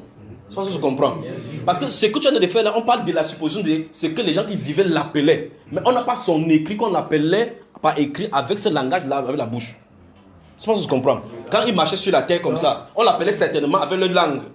Mais il n'y a personne qui a mis cette record-là, de cette langue-là, par écrit en hébreu. Donc ça veut dire que les noms, quand on dit c'est le nom qu'on appelle le Seigneur, donc ça veut dire que ce ne sont pas des noms. Adonai, si tu lis l'hébreu, tu vas voir que là où il y a l'éternel, vous avez mis on va dire Adonai, c'est écrit là-bas Adonai. Mais YHWH, le Yod, le Vav et c'est celui. Mais c'est Adonai qu'on va lire. Oui, généralement je parle plus de Jésus et Yeshua en fait. Oui. Et il n'y a pas un endroit en hébreu qu'on a écrit ce nom quand il était là, c'est en grec. C'est ça le problème. Ah, voilà. C'est pour ça que tu comprends. Quand Jésus vient sur la terre, il y a Genèse, Apocalypse et ainsi de suite. Oui, mon frère, mais il n'y a pas un souci là. Il n'y a pas de souci. Laisse-moi te dire. Oui, pose la question. En fait, je pense que le problème vient au niveau de la signification. Parce que dans le nom, Yeshua, ça veut dire quelque chose. Je sais, c'est ça que j'en ai parlé de radical. En français, quand on prend Jésus, si on essaie de trouver qu'est-ce que Jésus veut dire, même dans la langue française, est-ce que ça veut dire la même signification? Ton prénom, c'est quoi, mon cher? Kenny. Ton prénom, c'est quoi? Non, ton prénom. Mon prénom, c'est Kenny. Kenny vient d'où? Ton nom. Non. Kenny. Kenny, ton prénom vient d'où? Mon prénom, c'est un truc anglo-saxon. Ça veut dire quoi? Ça veut...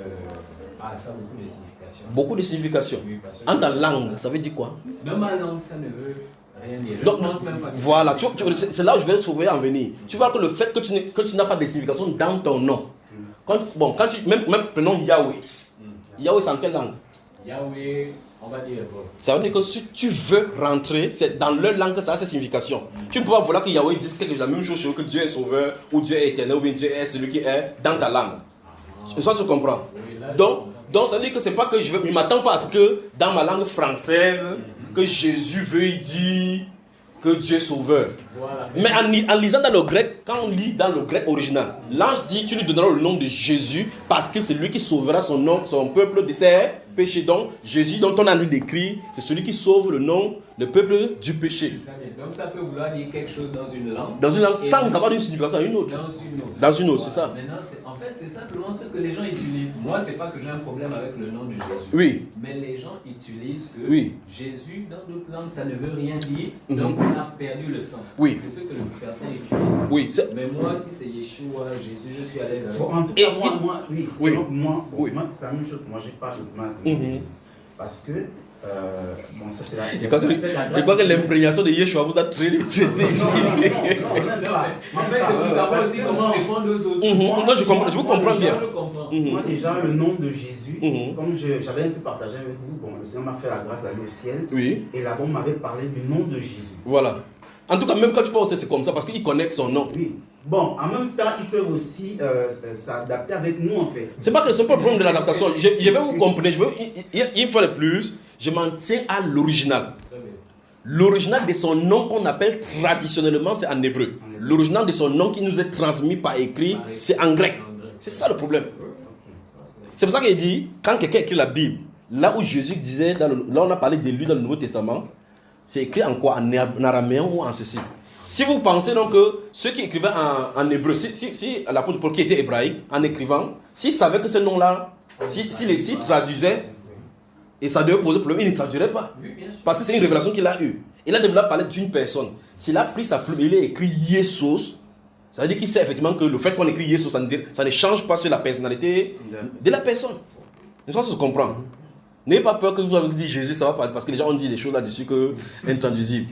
Parce qu'en fait... En même temps aussi, parce que chez nous, par exemple, les noms veulent dire quelque chose. Dans tous les peuples, ça peut dire. Ça peut signifier, mais pas vraiment dire, expliquer exactement c'est quoi le nom. Et ce qui est curieux, c'est que dans un peuple, tu peux te donner un nom qui signifie quelque chose chez nous. Vous allez que c'est même bon chez nous. Chez vous, c'est très grave. Peut-être c'est une autre chose qui, ça veut dire peut-être malchance chez vous. En temps de notre peuple, ça veut dire bénédiction. Vous savez, n'est-ce pas? Par exemple, chez nous, le nom Bomba ça signifie le serpent. Donc, un fétiche en fait. Oui, un fétiche. C'est pas le serpent. Donc, est-ce que toi tu peux donner à quelqu'un? Tu peux donner ça à un de tes enfants? Non. Parce que tu sais que c'est une fée. Oui, c'est le nom qu'on m'a donné. Mais en tout cas, en même temps, ce qui est bien, c'est que souvent, même les noms, quand il y a des choses, en tant que chrétien, le Seigneur te montre des choses. Consonance là. Et puis, ça n'a pas d'effet en fait sur nous. Oui. Donc, moi, le nom Bomba, par exemple, ça veut dire un fétiche. Oui. Mais ça n'explique pas vraiment le nom. Oui, le contenu. Voilà. Donc, c'est un peu ça en fait qui est. Donc, mais bon, s'il faut parler, on va rester. Frère Fulbert. Fulbert, c'est le nom du Gabon, c'est un nom gabonais.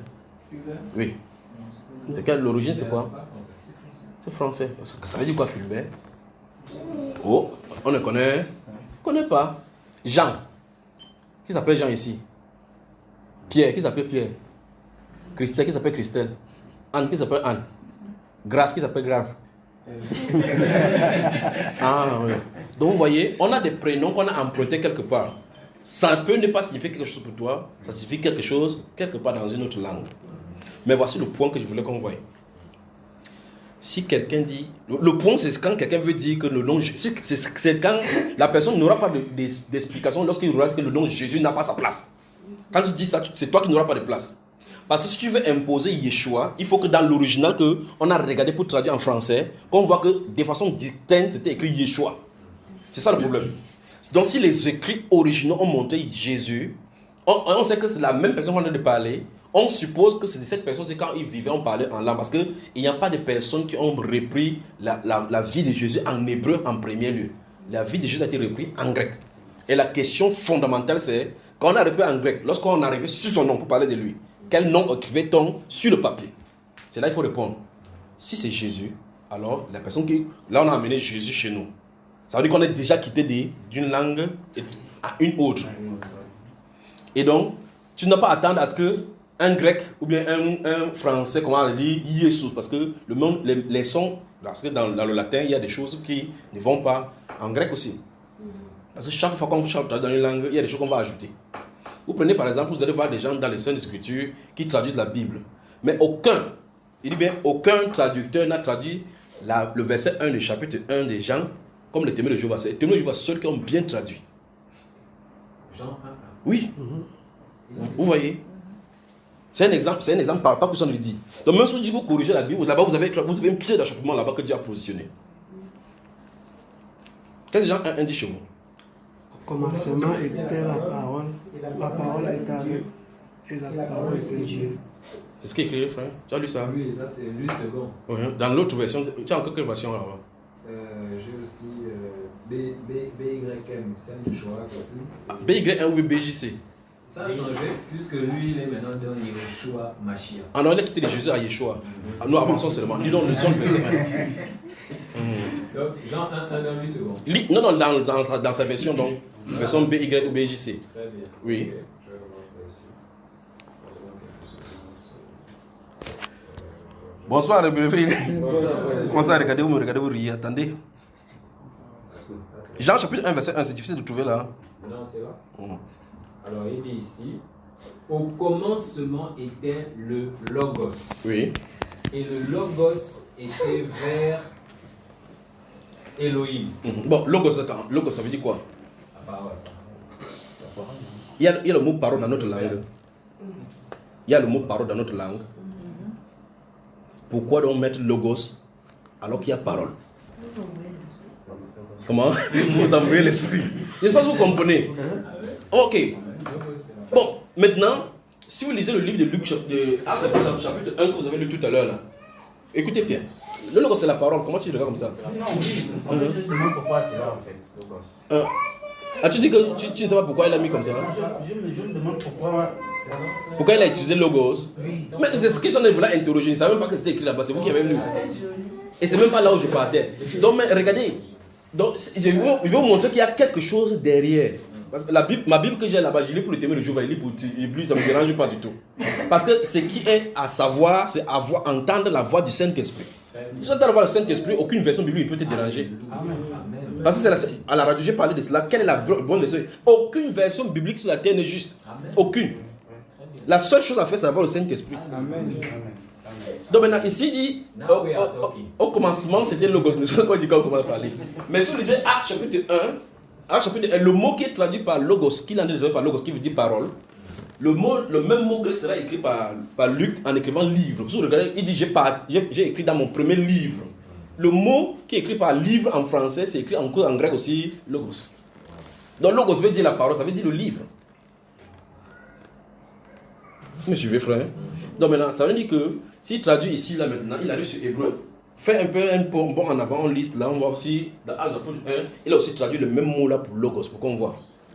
Dans ce cas, ça doit être Actes chapitre 1, non? Théophile, j'ai commencé à parler dans mon premier Logos, je vais voir s'il a écrit Logos aussi là-bas. Vous vous embrouillez toujours comme ça. Bon, ici il dit, en effet, j'ai fait le premier discours. Ah ouais, ça a commencé, ouais. Théophilos. Concernant toutes les choses que Yeshua commença de faire et d'enseigner. Ok. Donc vous voyez que nous avons des problèmes là maintenant. Que Dieu nous vienne en ordre, d'accord?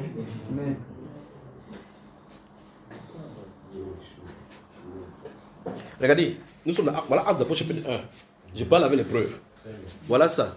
Le effet premier compte. Donc en français, voilà ça, Logos. Voilà lambda là-bas. Voilà lambda. Ça, en grec, c'est ça. Ah, c'est lambda, comme vous attendez lambda. Voilà lambda. Si vous pouvez zoomer pour savoir ça, vous voyez ça. Voilà O. Bah, au moins, vous avez l'O, L-O, quelque chose, O, avec le V. Le V, c'est que vous voyez comme V chez vous. En grec, c'est le S. Ça fait Logos. Donc, le Acte chapitre 1, le mot Logos qui est traduit là-bas, c'est le même mot Logosi, qui est le même dans ces livres que tu viens de lire maintenant, dans Jean chapitre 1. Dans Jean chapitre 1, verset 1, c'est écrit, au commencement était la parole. Le mot parole là-bas, c'est Logos. Acte chapitre 1, c'est écrit logos. Donc ça va nous dire quoi concrètement? Si on veut entrer dans ces choses de traduction à l'extérieur, on ne s'en sortira pas. Revenons à Jean chapitre 1, je vais vous montrer dans ce que je voulais vous montrer. Il est temps de dire que c'est les témoins de Jéhovah seuls qui ont bien traduit. Le seul. Parmi toutes les Bibles qui sont écrites sur la terre, eux, ils sont les seuls qui ont traduit cela. Et ça a saccagé. Parce que les témoins de Jéhovah ont bien traduit d'après l'original, mais ça crée problème avec leur doctrine et les doctrines. Et c'est pour cela que les traducteurs de la Bible n'osent pas traduire ça ainsi. Ne t'inquiète pas, tu es pressé, n'est-ce pas? On est à... Bonjour à Libreville. Bonjour. Ok. Si vous êtes là, vous lisez alors. C'est toi qui lises dans ta version, là, dans la version BJC ou BYC que je veux que tu lises. Jean chapitre 1. C'est parce qu'il y a toujours le mot logos qui est demandé comment on peut faire ça parce que quelque chose n'allait pas là. Ok, donc Jean 1 comment? Jean 1, verset 1 que tu t'en as lu aujourd'hui. Ok, donc il dit, au commencement était le logos. Oui. Et le logos était vers l'Élohim. Et Élohim était le logos. Il était bon, finalement, logos c'est en quelle langue? C'est en grec. Elohim, c'est en quelle langue? C'est en hébreu. Si on va de la fidélité, dans l'Ancien Testament, Jean écrit en quoi? Dans l'Ancien Testament. Il dit, si on va dans l'original, Jean écrit. C'est en grec. Est-ce qu'il y a Elohim? Non. On a des problèmes. Vraiment. Voilà. Maintenant, donc relis encore. Gardez à l'esprit parce qu'il veut dire quelque chose. Allons-y. 1, 2, 3. Au commencement était le logos. Le logos était vers Elohim. Et Elohim était le logos. Elohim était le logos. Dans votre version, c'est dit au commencement était la parole était avec Dieu, la parole était Dieu. Quelqu'un a la version de témoin de Jéhovah ici? Bon, comme vous avez internet, tapez seulement traduction monde nouveau, Jean 1.1. Ça vous sortir, ça vous lisez ce qui est écrit. Il peut citer. Au commencement était la parole. Non, tu ne peux pas citer, ne t'inquiète pas. Parce qu'il y a quelque chose qui est là-bas qui est caché. Mais aujourd'hui, il veut que vous voyez cela, il veut vous dire ce qu'il en est. Tu vois, maintenant quand tu connais la bonne version, tu vas faire n'importe quoi, tu vas toujours citer comme la bonne version dit. Mais il y a une erreur dans la bonne version des témoins de Jéhovah qui est une erreur, une bonne erreur. À quel niveau attends, non, quand tu vas lire, tu vas voir, non?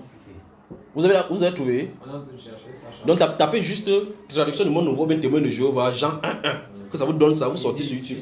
Oui, allons-y. Traduction du monde nouveau. Au commencement, la parole était. Oui, il n'y a pas de problème. Virgule. Oui. Et la parole était avec Dieu. Oui. Et la parole était un Dieu. C'est eux qui ont raison. C'est ce que l'origine. Oui. Non, laisse petit Dieu parce qu'en grec, une fois de plus, on a un problème. Lorsqu'on écrit, que ce soit θ, vous écrivez θ, vous écrivez oméga ou lambda. Quand on écrit cela, que ce soit en majuscule ou en minuscule, il n'y a pas de différence. Parce que quand je dis théos, j'écris tau. Si j'écris tau avec epsilon, théos. Bon, le V, le son, c'est ça. Ça écrit théos. Tu ne peux pas savoir si c'est en le grec, parce qu'il dit Dieu. Est-ce que quand il prononce, vous entendez grand D sur ça? Donc quand tu dis Dieu, Dieu c'est Dieu. Donc quand tu dis théos, c'est quand il va parler, dans ce même théos, le mot théos aussi, dans 2 Corinthiens chapitre 3, il dit, si notre évangile est voilé, il est voilé pour ceux qui périssent, pour ceux dont le Dieu de ces siècles. Le mot Dieu là-bas c'est écrit théos. Donc quand il parle de Dieu, grand notre Dieu, c'est écrit théos. Quand il parle de notre Dieu, c'est écrit théos. Mais en lisant, chacun sait que ici on ne parle de grand Dieu, on parle de petit Dieu. Donc ce n'est pas en mettant petit D qui veut dire qu'on a de parler de Dieu. Ça fait pour notre distinction dans notre langue. Mais ce n'est pas le Dieu dont je suis en train de parler. Tu vois cela? Maintenant, vous voyez que témoins de Jéhovah, ils ont vu quelque chose dans les Saintes Écritures quand ils ont pris l'original. Tous les traducteurs bibliques en français ont eu peur de cela. C'est pour ça qu'ils n'osent pas faire comme ça. Ils ont vu qu'en réalité, il y a un devant Dieu. Ils ont fui. Vous avez vu l'article défini là? Un défini là. Il y a un truc là-bas. Un Dieu. Vous avez vu ça? Regardez ça. Il y a ça dans l'original, mais personne ne met ça. Je pose la question à cette tradition biblique. Rien ne doit y être ajouté, rien ne doit être retranché. Pourquoi vous voyez dans l'original 1? Vous refusez de mettre cela. Si c'est pour corriger la Bible, il peut corriger les fautes qui sont dans la Bible. Mais je n'ai pas reçu l'ordre de faire cela. Parce que moi, en voulant faire ça, c'est prendre le truc de faire cela, il peut faire ça en introduisant encore les gens à l'erreur. S'il y a l'erreur, la personne qui a la Bible, sa parole, s'il veut corriger, qu'il corrige. Pour nous, notre problème, c'est de recevoir le Saint-Esprit. Point. C'est en fait, en voulant faire les corrections qu'on fait ces problèmes-ci. Donc en réalité, si vous prenez la version grecque, vous allez voir clairement qu'il y a un ici. Donc normalement, on devait lire dans lui seconde. Au commencement était la parole. Et la parole était avec Dieu. Et la parole était un Dieu. Vous savez que si vous mettez ça, ça ne donne plus bien. Vous voyez? C'est donc pour cela que quand ils ont mis ça, ils ont vu que s'ils mettent Dieu avec grand D, ça crée problème avec le verset. Et même avec petit D, ça crée encore davantage de problèmes. Là, ça fait deux dieux. Ah, c'est pour ça qu'il y a un enseignement qui fait les témoins de Jéhovah ont deux dieux. Mais ils ne savent pas qu'il dit clairement, c'est eux qui ont bien traduit. Et ce n'est pas nouveau. Tout à l'heure, on a vu que Jésus a dit que le Père et moi. Ils sont deux, non? Mais finalement, on comprend que c'est un. Donc, en voulant arranger, les gens qui ont traduit toute votre Bible ont plutôt gâté en réalité. Donc, c'est les témoins de Jéhovah qui ont raison. Donc, voilà le seul verset où les témoins de Jéhovah ont raison sans que personne n'ait à discuter. Mais regardez l'original, il y a un 1. Pose-nous la question à tous ceux qui traduisent la Bible, qui ont dit que Dieu les a envoyés traduire la Bible. Pourquoi vous avez laissé le 1 ici? Mets ça dedans, tu vois. Comment, frère? On va ajouter.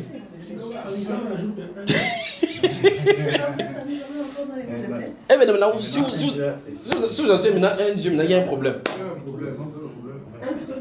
Non, le problème c'est qu'on a dit que la parole était avec Dieu et la parole était un Dieu. On dit que la parole était avec. Tu comprends cela? Kai. Mais dans la Bible de témoins de Jéhovah même, oui. En écrivant ça, eux ils cherchent à différencier. C'est parce qu'il veut différencier le grand Dieu du petit Dieu. Voilà pourquoi le pied d'achoppement a été mis dans l'original avec le 1. Ils veulent faire ça. Je vous ai dit qu'il y a des pieds d'achoppement dans cette Bible-ci. Si on commence à enseigner sur les pieds d'achoppement, il y a des gens qui ont cru, qui n'ont plus recroire. C'est pour ça que quand je vous dis ça maintenant, je constate ça depuis des années, depuis que je cru, je constate ça, mais il ne dit absolument rien. Ça n'empêche pas qu'ils lisent la Bible. Je vous ai montré ici la dernière fois où on a dit que Saül était âgé de point année quand il devint roi. Parce que même si on dit 80 ans, 25 ans, ça ne change en fait pas quoi que ce soit du fait que Jésus soit mort pour moi. Mais pour ce qui est des doctrines pour le salut, Dieu a fait dans qu'il n'y ait pas d'erreur nulle part, ni de contradiction. Il peut y avoir des erreurs mineures au là-bas telles que cela, parce que Dieu peut permettre que des choses arrivent pour mettre des pieds d'achoppement. Vous comprenez? Alors je pose donc la question. Maintenant, en lisant comme ça, je prends pour la Bible parce que ça, c'est la Bible qui est censée corriger. En corrigeant, est-ce qu'ils ont corrigé ça? On a ajouté le logos là, il ne faut pas Elohim là, il ne faut pas ajouter. Là, il y avait un, on a fui. mais vérifiez d'abord un. Vérifiez d'abord ce que je vais dire est vrai si dans l'original il y a un donc j'ai entouré là-bas. Dans l'original, on a. Tapez le grec, vous regardez. Dans l'application, ça va donner quoi en grec? Ça donne quel mot? Moi je ne vois pas ça aussi. Il ne voit pas. On ne connaît pas le grec. Ça aussi. Ok, je vais taper l'interlinéaire, la Bible interlinéaire. On va regarder là-bas. Que Dieu nous vienne en aide, d'accord les frères? Amen.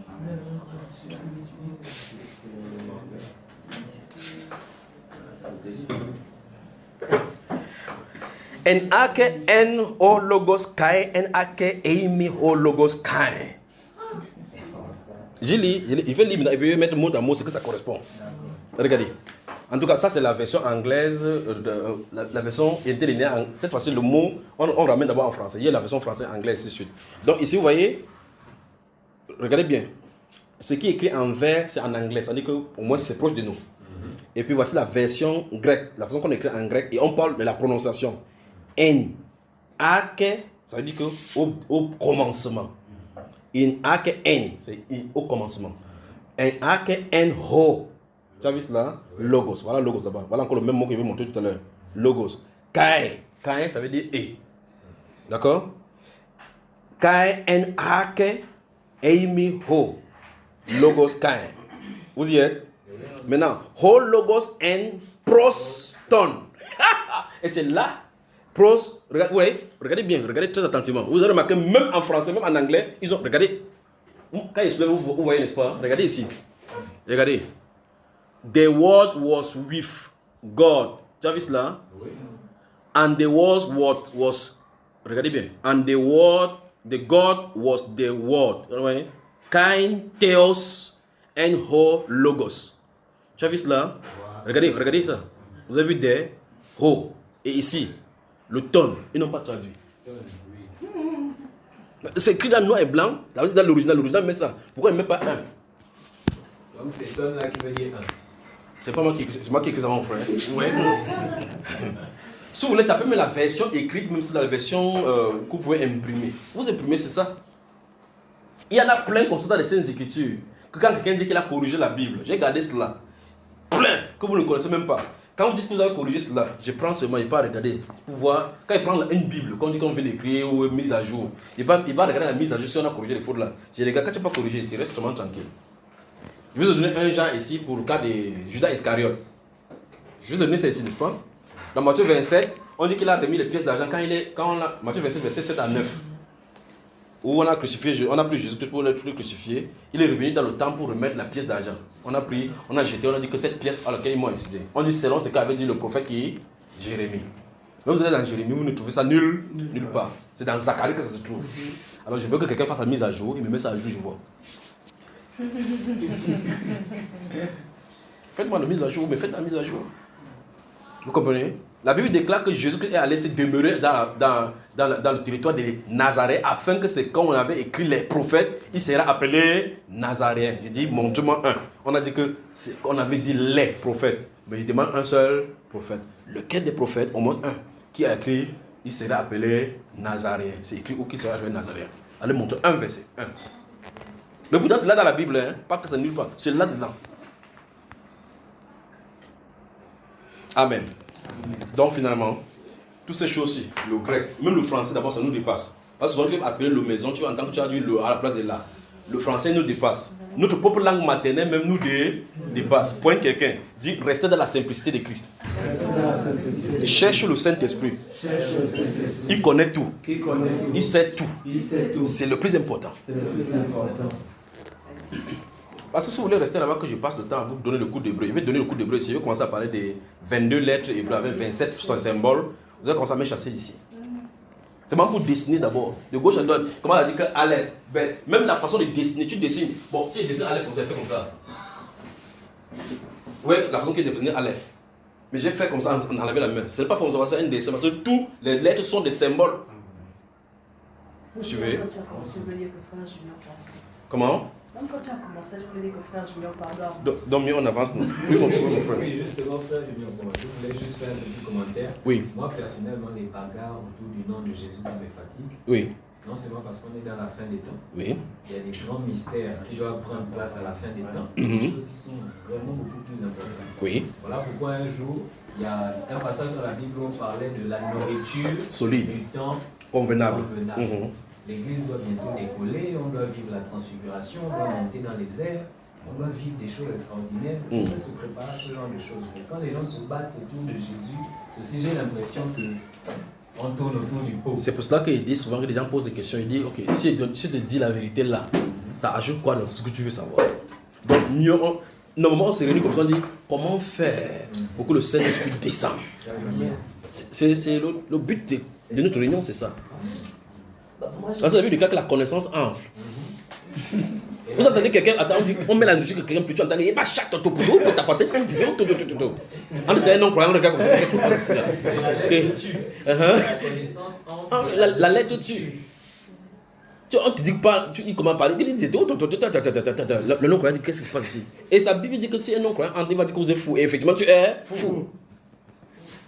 Tu me permets encore un commentaire? Nous prenons d'abord la femme si les femmes sont... Non, moi je voulais juste dire pourquoi moi j'ai posé ma question. Oui. Et j'ai eu ma réponse. Sur le nom de Jésus, baptême là. Voilà, parce que avec les frères branhamistes, ils n'ont pas réussi à me répondre comme tu l'as fait. Oui. Et là j'ai été éclairé. Amen. Donc moi demain, je pourrais aussi éclairer quelqu'un d'autre. Amen. Simplement parce que c'est là.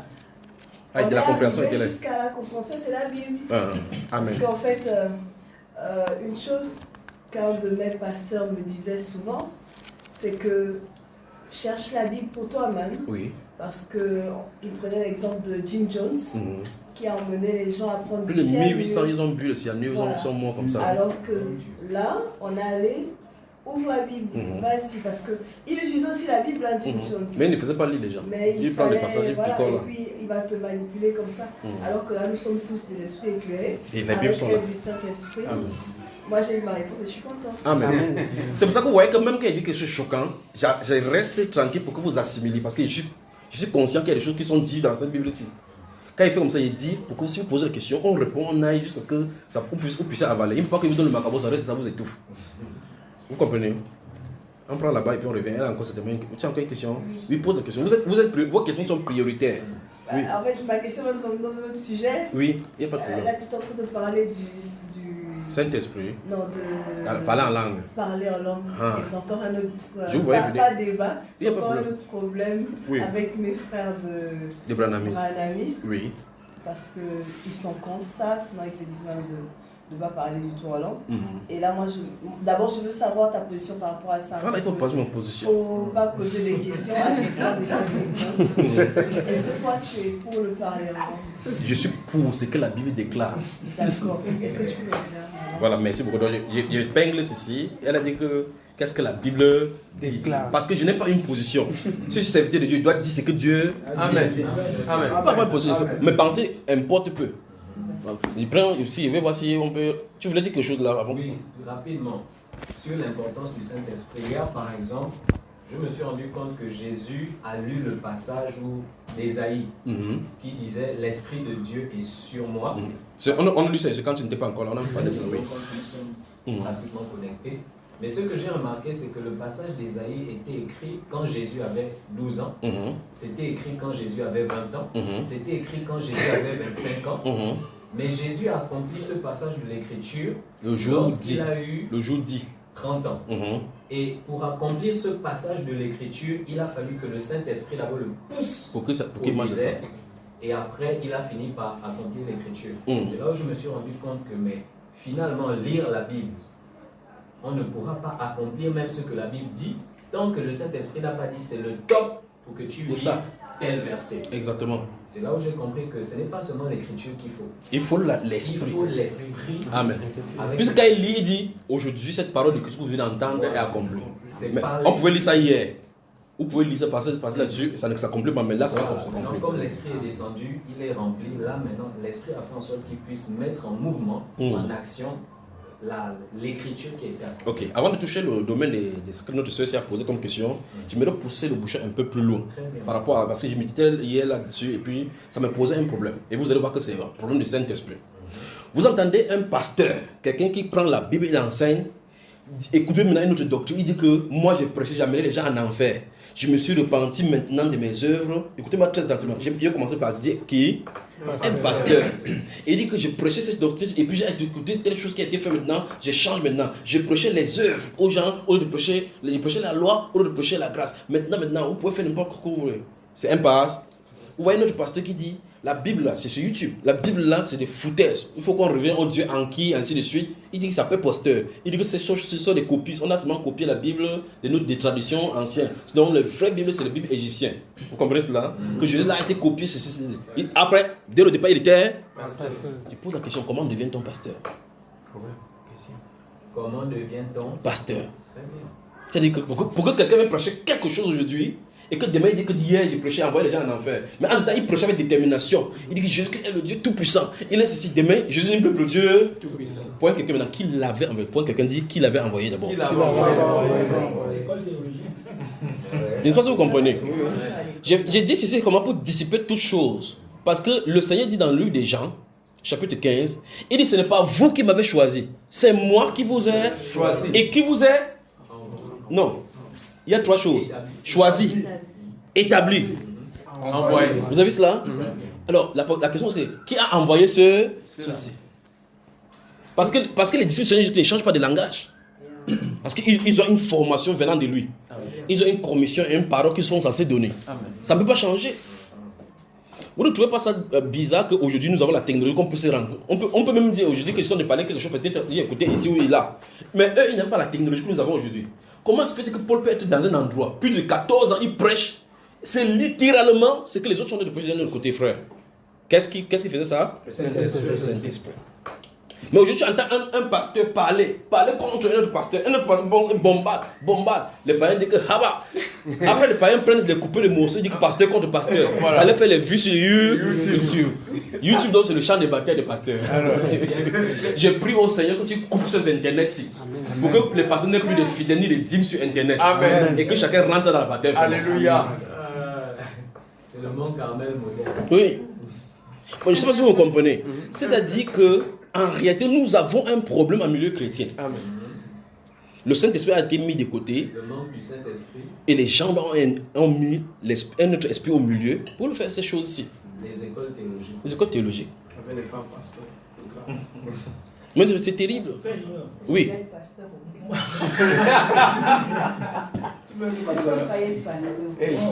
Voilà. Non, prenons son cas. Oui. Tu vois qu'elle dit qu'elle voulait être pasteur. Elle voulait. Mais on va la galvaniser, on va l'établir pasteur. Elle va dire certaines choses qui sont vraies dans les Saintes Écritures. Jusqu'à dire que mon frère, ma soeur,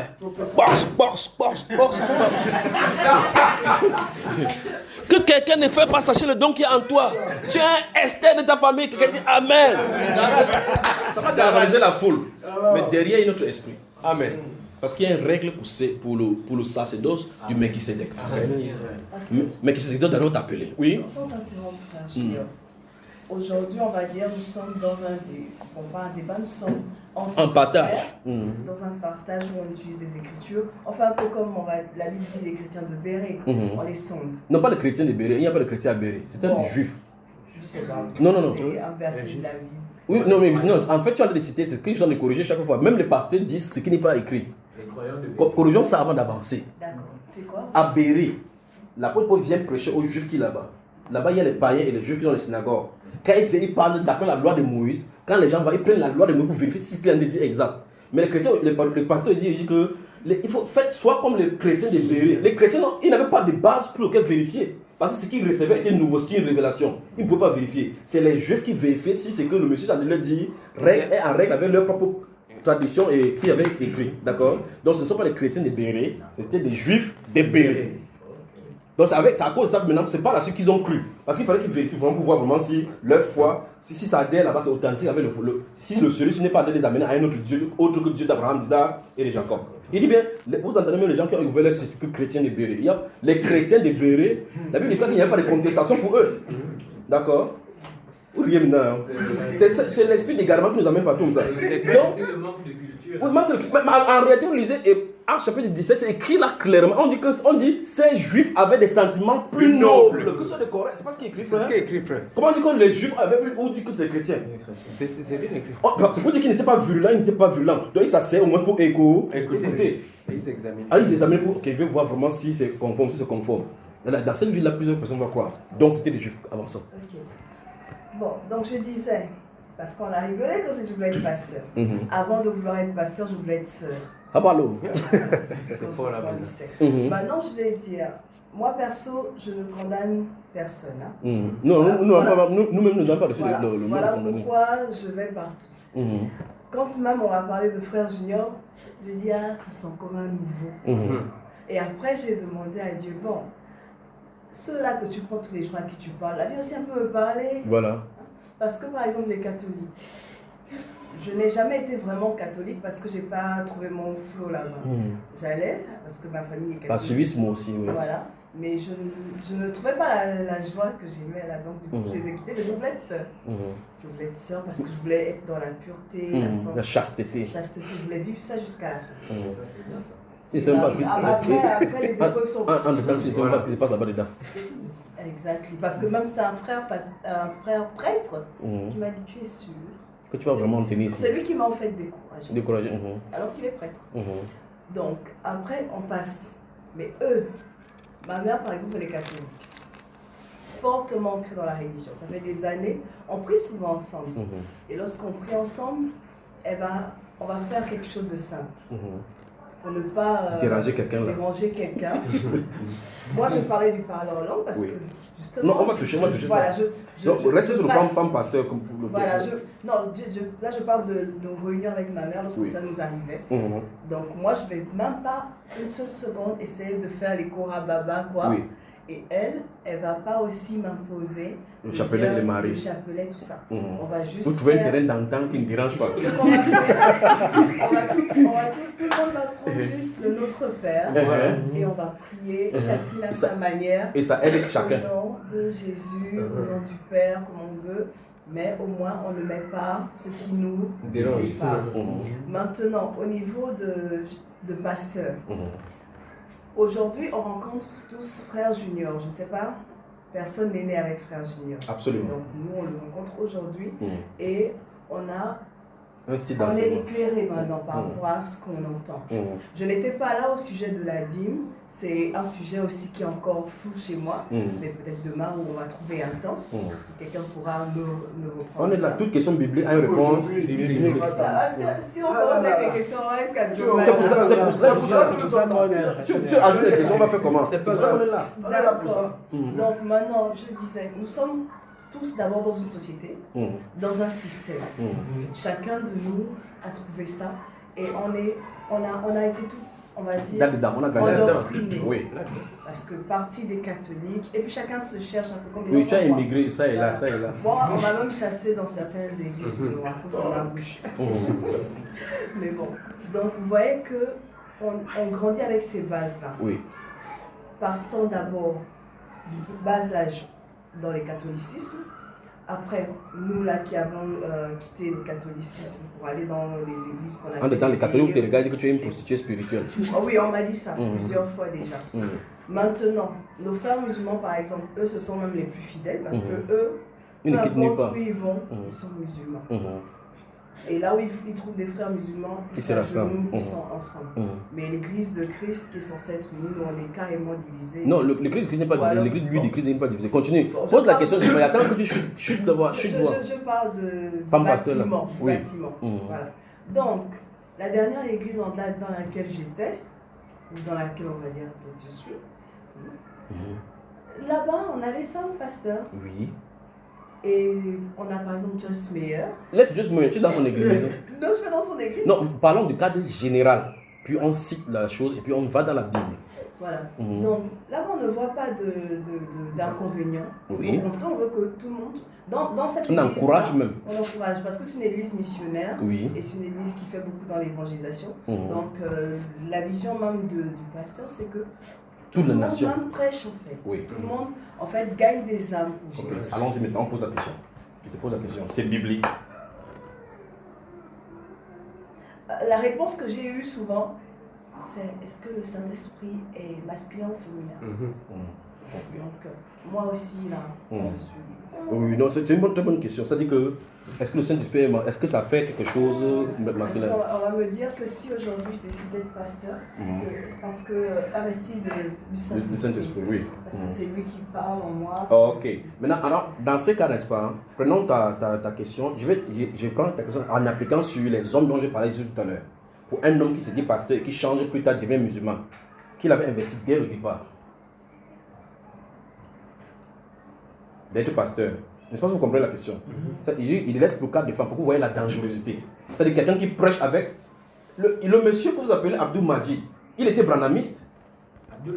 Abdul Majid, vous voyez le musulman là, c'était un branamiste. Oui, le musulman. Donc vous voyez que être avec Jésus, ne vous inquiétez pas, il faut que votre intérieur soit changé. Vous n'êtes pas renouvelé, tout ce que vous avez fait c'est zéro. Amen. Vous voyez cela? Donc la question que je pose maintenant c'est, quelqu'un qui est pasteur, qui a des prêchés, comme imaginez qu'aujourd'hui, après vous dites maintenant que c'est Allah qui est Dieu. Vous allez combien suivre, frère? Non. Alors la question maintenant, prenez une position A, puis une position B. Donc quelqu'un qui prêche que Jésus-Christ est le Seigneur, il est mort à la croix pour vous. Après quelqu'un te dit, j'ai fait une recherche, j'ai fait maintenant arrêter le Vatican avec... Parce qu'il faut une justification. Le Vatican avait caché la vérité, la vraie vérité c'est qu'il n'était pas mort, c'est Barnabas qui avait raison. Donc je m'approche comme ça du Coran. C'est ce qui m'a fait qu'il quitte. Mais dès le départ, il prêche, il dit que le Saint-Esprit a dit. Pas vrai ça? Donc ça dit que le Saint-Esprit t'est trompé. Pas vrai? Donc c'est peut-être dit, quand il n'y a pas changement, quand on ne voit pas encore la chose changer ou bien le volte-face, tout le monde va dire que ce n'est pas le Saint-Esprit qui prêche. Tout le monde. C'est peut dire, comme tu as dit, moi je ne prêche pas le Saint-Esprit. Mais la prédication faite par le Saint-Esprit ne varie pas avec la prédication originelle. Amen. Parce que si le Saint-Esprit dit quelque chose dès le départ, ce sera la chose à la fin. Et c'est définitif. N'est-ce pas? Voici un exemple. Je ne permets pas à la femme d'enseigner, ni de prendre autorité. Ça règle le problème. Voilà la prédication originale. Si dit maintenant, je permets à la femme d'enseigner, le Saint-Esprit va dire, je m'étais trompé. Tu vois, tout à l'heure, nous avons touché le cas du baptême. On a vu que Jésus a dit quelque chose de façon théorique. On a vu le cadre pratique. Donc, quand il a dit, parce comment on a appliqué. Bon, quand il a appelé les disciples, il les a envoyés. Dans le cadre pratique de la prédication, donc, de cette mise en avant de prêcher à toutes les bonnes nouvelles. Vous avez vu une femme quelque part Non. Dans la Bible, il y a une femme qui passe quelque part. Non. S'il n'y a pas, ça veut dire que c'est eux, soit c'est ceux d'aujourd'hui. J'ai dit ceci. Puisque le pasteur, tu as dit, vous êtes dans une œuvre missionnaire. Et le pasteur encourage tout le monde à aller prêcher. Mais curieusement, la Bible enseigne que l'évangile n'est pas donné à tout le monde. Amen. L'évangile n'est pas, non seulement, ce n'est pas tout le monde qui est censé aller prêcher. Amen. Et cet même évangile qu'on prêche n'est pas destiné pour tout le monde. Donc, le message n'est pas pour tout le monde. Ce n'est pas tout le monde qui porte le message. Tu comprends ça? Et donc, dans Jacques chapitre 3, d'abord, la Bible déclare pour le cadre de l'enseignement, il dit que, frère, vous qui avez cru, donc on parle même au milieu du fait que plusieurs ne se mettent pas à enseigner. Ouais. Parce que vous savez comment on juge plus sévèrement. Parce que par l'enseignement, tu peux envoyer quelqu'un en dérive. Tu vois ça? C'est-à-dire même le fait qu'on soit homme ne lui donne pas le droit de prêcher. Or, dans ces versets, on ne dit pas qualifié par rapport à la compréhension biblique. Parce que ça veut dire que tu peux avoir... Parce que si vous voulez voir les prédicateurs que Dieu a choisis dans la Bible, là-bas, dans le Nouveau Testament, la majorité d'entre eux étaient des illettrés. Ouais. Mais déjà aujourd'hui, on comprend que comme on peut manier la langue grecque, hébreu, autre là-bas, c'est qu'on peut faire cela. La Bible dit que Dieu a choisi les choses folles du monde. Vous imaginez, si vous montrez, il jette le cas d'une fille qui était prostituée au Cameroun. Et qu'on l'avait payée de venir me séduire. Elle n'avait jamais fréquenté. Il dit qu'elle ne lisait pas. Cette fois, si elle se tient ici au milieu de nous, il dit lisons, elle lit, tu vas croire peut-être que cette fille a fait l'université. Or, on n'a jamais fait l'école primaire. Elle parlait en anglais maintenant et en français. Elle est venue, venez chaque fois apporter sa côté, je peux venir me faire. C'est quand elle était convertie qu'elle m'a dit chaque fois, elle dit qu'il y a quelque chose avec toi que je ne comprends pas. Donc elle faisait les réunions avec une fille là-bas, elle dit que va coucher avec le gars, elle te donne 30 000. C'était le but. Non, 30 000 c'était le défi, non? Parce que quand elle venait prêcher là-bas à l'université, il disait seulement que tu prêches comme si tu veux vivre au ciel. Tu prêches seulement Jésus est au ciel, hein? Nous sommes sur la terre. Comme pour dire que tu n'as pas de sanctification, là, il faut le cas avec là. Et puis donc par derrière, il va dire aux gens que le but c'était que je couche avec, et puis quand on va venir là-bas, on va dire que tu as couché avec cette fille-ci. Et me jeter à la maison, chaque fois elle venait à la maison, j'étais seul. Et rien n'empêchait qu'elle couche avec elle parce qu'elle était devant moi avec les cuisses ouvertes. Elle entre comme ça, elle s'assoit. Quand une enveloppe l'enveloppait comme ça là. Donc chaque fois qu'elle quittait, elle venait, elle entre. Vous savez ce qu'elle faisait? Elle s'assoit devant moi, elle dit j'ai une question de Bible à te poser. Je prêche. On fait 3 heures. Après elle dit quoi, je pars. C'est quand elle sort, elle dit hey, j'ai venu faire quoi? Donc chaque fois, Saint-Esprit enlever ses pensées. Un de ce jour, elle est venue devant moi. On était assis sur la table. Parler comme ça. Il dit ok, si tu crois, donc il peut prier pour toi. Il dit ok, il dit au nom de Dieu qui sort. Pomme, elle est tombée là-bas dans la salle là-bas. C'était le cobra. Le cobra, la tête déposée, la langue aussi au niveau de sa langue. Donc chaque personne qui couchait avec elle, couchait avec le cobra sans s'en rendre compte. Maintenant elle est convertie, elle est même la femme d'un pasteur aujourd'hui. Vous voyez? Mais le problème c'est, vous voyez que cette fille-ci, elle ne lisait pas la Bible. Mais subitement, elle a commencé à lire les Saintes Écritures. Parce qu'elle me disait, je ne peux pas lire, Il dit, moi je ne peux pas t'apprendre. Mon histoire, ce n'est pas de dire que tu es athée, tu es auto. Prends la Bible, demande à Dieu de t'apprendre à lire. Moi-même, j'ai été surpris de la façon dont elle lit. Quand elle parle même français, tu vas croire peut-être qu'elle a fréquenté. Elle peut faire des fautes mineures, que moi-même je fais souvent. Mais quand elle lit les Saintes Écritures, elle n'a jamais été à l'école. Amen. Vous comprenez? Amen. Donc Dieu peut faire des choses. Maintenant Dieu dit maintenant qu'une femme prend la place, commence à quitter pour aller dans une place qui n'est pas sienne. Bon, tu dis que je voulais être pasteur. Okay. C'est toi qui voulais être pasteur. Est-ce que le Créateur veut que tu sois pasteur? Parce que le pasteur dit qu'il encourage à la personne à être pasteur. C'est lui qui encourage. Quand il encourage donc, quelle est la position de Dieu? En fait, vouloir là, c'est pas quand même trop vrai, sinon j'aurais été. Parce qu'on a essayé de me faire pasteur plusieurs fois. Donc c'est quelqu'un qui va maintenant que dire que tu es pasteur, non? Non, parce que bon, en fait, il nous traîne. C'est pour ça que vous voyez que chaque pasteur veut maintenant faire de son école de disciples-là. Il finit de faire comme ça, il vous donne le parchemin. C'est-à-dire qu'on a écrit là-bas, j'ai sous-signé ministère Réma à Rome. Reconnaît que telle personne a suivi une formation efficace. De 3 ans et demi pour gagner des âmes. En foi de quoi nous le remettons ce parchemin pour montrer qu'il va faire. Tu vas faire valable ça haut. Tu peux obtenir un emploi sur la terre avec ça. Hein? Au ciel encore, ça passe. Quand quelqu'un dit espèce de fou. Si une terre, ça peut passer, mais au ciel. Mais vous avez passé même où avec pour apprendre l'emploi? Vraiment. Tu vas aller au tribunal pour dire qu'il veut travailler ici comme tribunal, que j'ai fait des formations de 3 ans dans la Bible. Donc ça n'a pas de sens. D'accord? Quand Dieu choisit des gens, c'est lui qui choisit des gens parce que c'est son travail à lui. Et bien même plus, le travail de Dieu, si on ne devient pas pasteur là-dedans. Parce que c'est un projet que Dieu a depuis. Et s'il a depuis, il a la vision déjà. S'il a la vision de Dieu, il a établi les gens qui vont faire chaque chose à chaque époque. Amen. Le monde vient et les manifeste seulement. Parce que sans t'interrompre, vrai, en tant que ma vie n'allait plus bien. Tu voulais être pasteur, toi? Je me suis dit que, Peut-être parce que je refuse d'être pasteur depuis des années là. Peut-être il faut que j'abandonne maintenant et que je m'en vais juste à l'école une fois. Vous avez vu directement là où c'est tout, non? Donc la première chose, quand je veux pasteur, il faut aller où? À l'école biblique. Même si et beaucoup sont dans cette position. Quand il va finir, parce qu'ils vont les encourager. Parce que je me suis dit que tous les blocages de ma vie, tout c'est parce que je refusais en fait. Ça n'a rien à voir. La position de la Bible, c'est ce que la Bible enseigne. Dieu n'a pas refusé l'écriture à la femme d'enseigner ou de prêcher parce que la femme est incapable de prêcher. Il y a des femmes qui enseignent mieux même que moi. Quand elle peut sortir les Bibles comme ça, elle parle même le grec ici comme ça là, et mettre le talon comme ça, dire que hey, bah, les gens tombent comme ça. Brrr. Mais dès la base, le Saint-Esprit lui a refusé l'enseignement. Tu comprends cela? Hein? Bon, c'est la position de l'écriture là-bas. Maintenant, ces femmes-là, elles sont utilisées par... C'est d'où la nécessité. Quand tu es venu, tu es la dernière, on a commencé à enseigner ici une série d'enseignements. Servir Dieu sans sa volonté. On a fait 7 parties où on a vu toutes ces choses. Où Jésus va dire à la fin à tous ceux qui vont venir vers lui: nous n'avons pas fait le miracle en ton nom, nous n'avons pas fait et le niveau, je ne vous ai jamais connu. Il dit: voici ceux qui vont entrer chez moi, c'est celui-là qui fait la volonté de mon Père qui est dans les cieux. Qu'est-ce que sa volonté est où? Dans la Bible, non? Sa volonté là-bas. Je ne permets pas à la femme d'enseigner. Vous voyez cela? Pardonnez-vous les uns. Si quelqu'un ne pardonne pas son frère, Dieu ne le pardonnera pas, non plus. Non, tu sais, c'est la tête, non, il m'a fait trop de mal, il n'y a pas de problème. Si tu fait trop de mal, tu meurs comme ça, Dieu aussi ne peut pas te pardonner. Donc sa volonté est de façon explicite écrite là-bas. Je ne permets pas à la femme d'enseigner ni de prendre l'autorité. Oui. Non, un des versets, bon, pas un verset, un des, on va dire, des arguments. Le motto, ouais, qu'on utilisait là-bas, c'est juste que la moisson elle est grande. Et qu'il y a peu d'ouvriers. C'est pour ça. La prochaine fois, tu vas lui demander que c'est ta moisson. Ouais. D'accord. Donc la moisson est grande, c'est lui qui décide d'envoyer. La Bible déclare la moisson est grande et les ouvriers sont peu nombreux. On n'a pas dit envoyer. On a dit prier le maître de la moisson d'envoyer les ouvriers à sa moisson. C'est lui qui envoie. D'accord. C'est lui qui envoie, c'est pas lui. Il va dire que non, allez sauver les gens.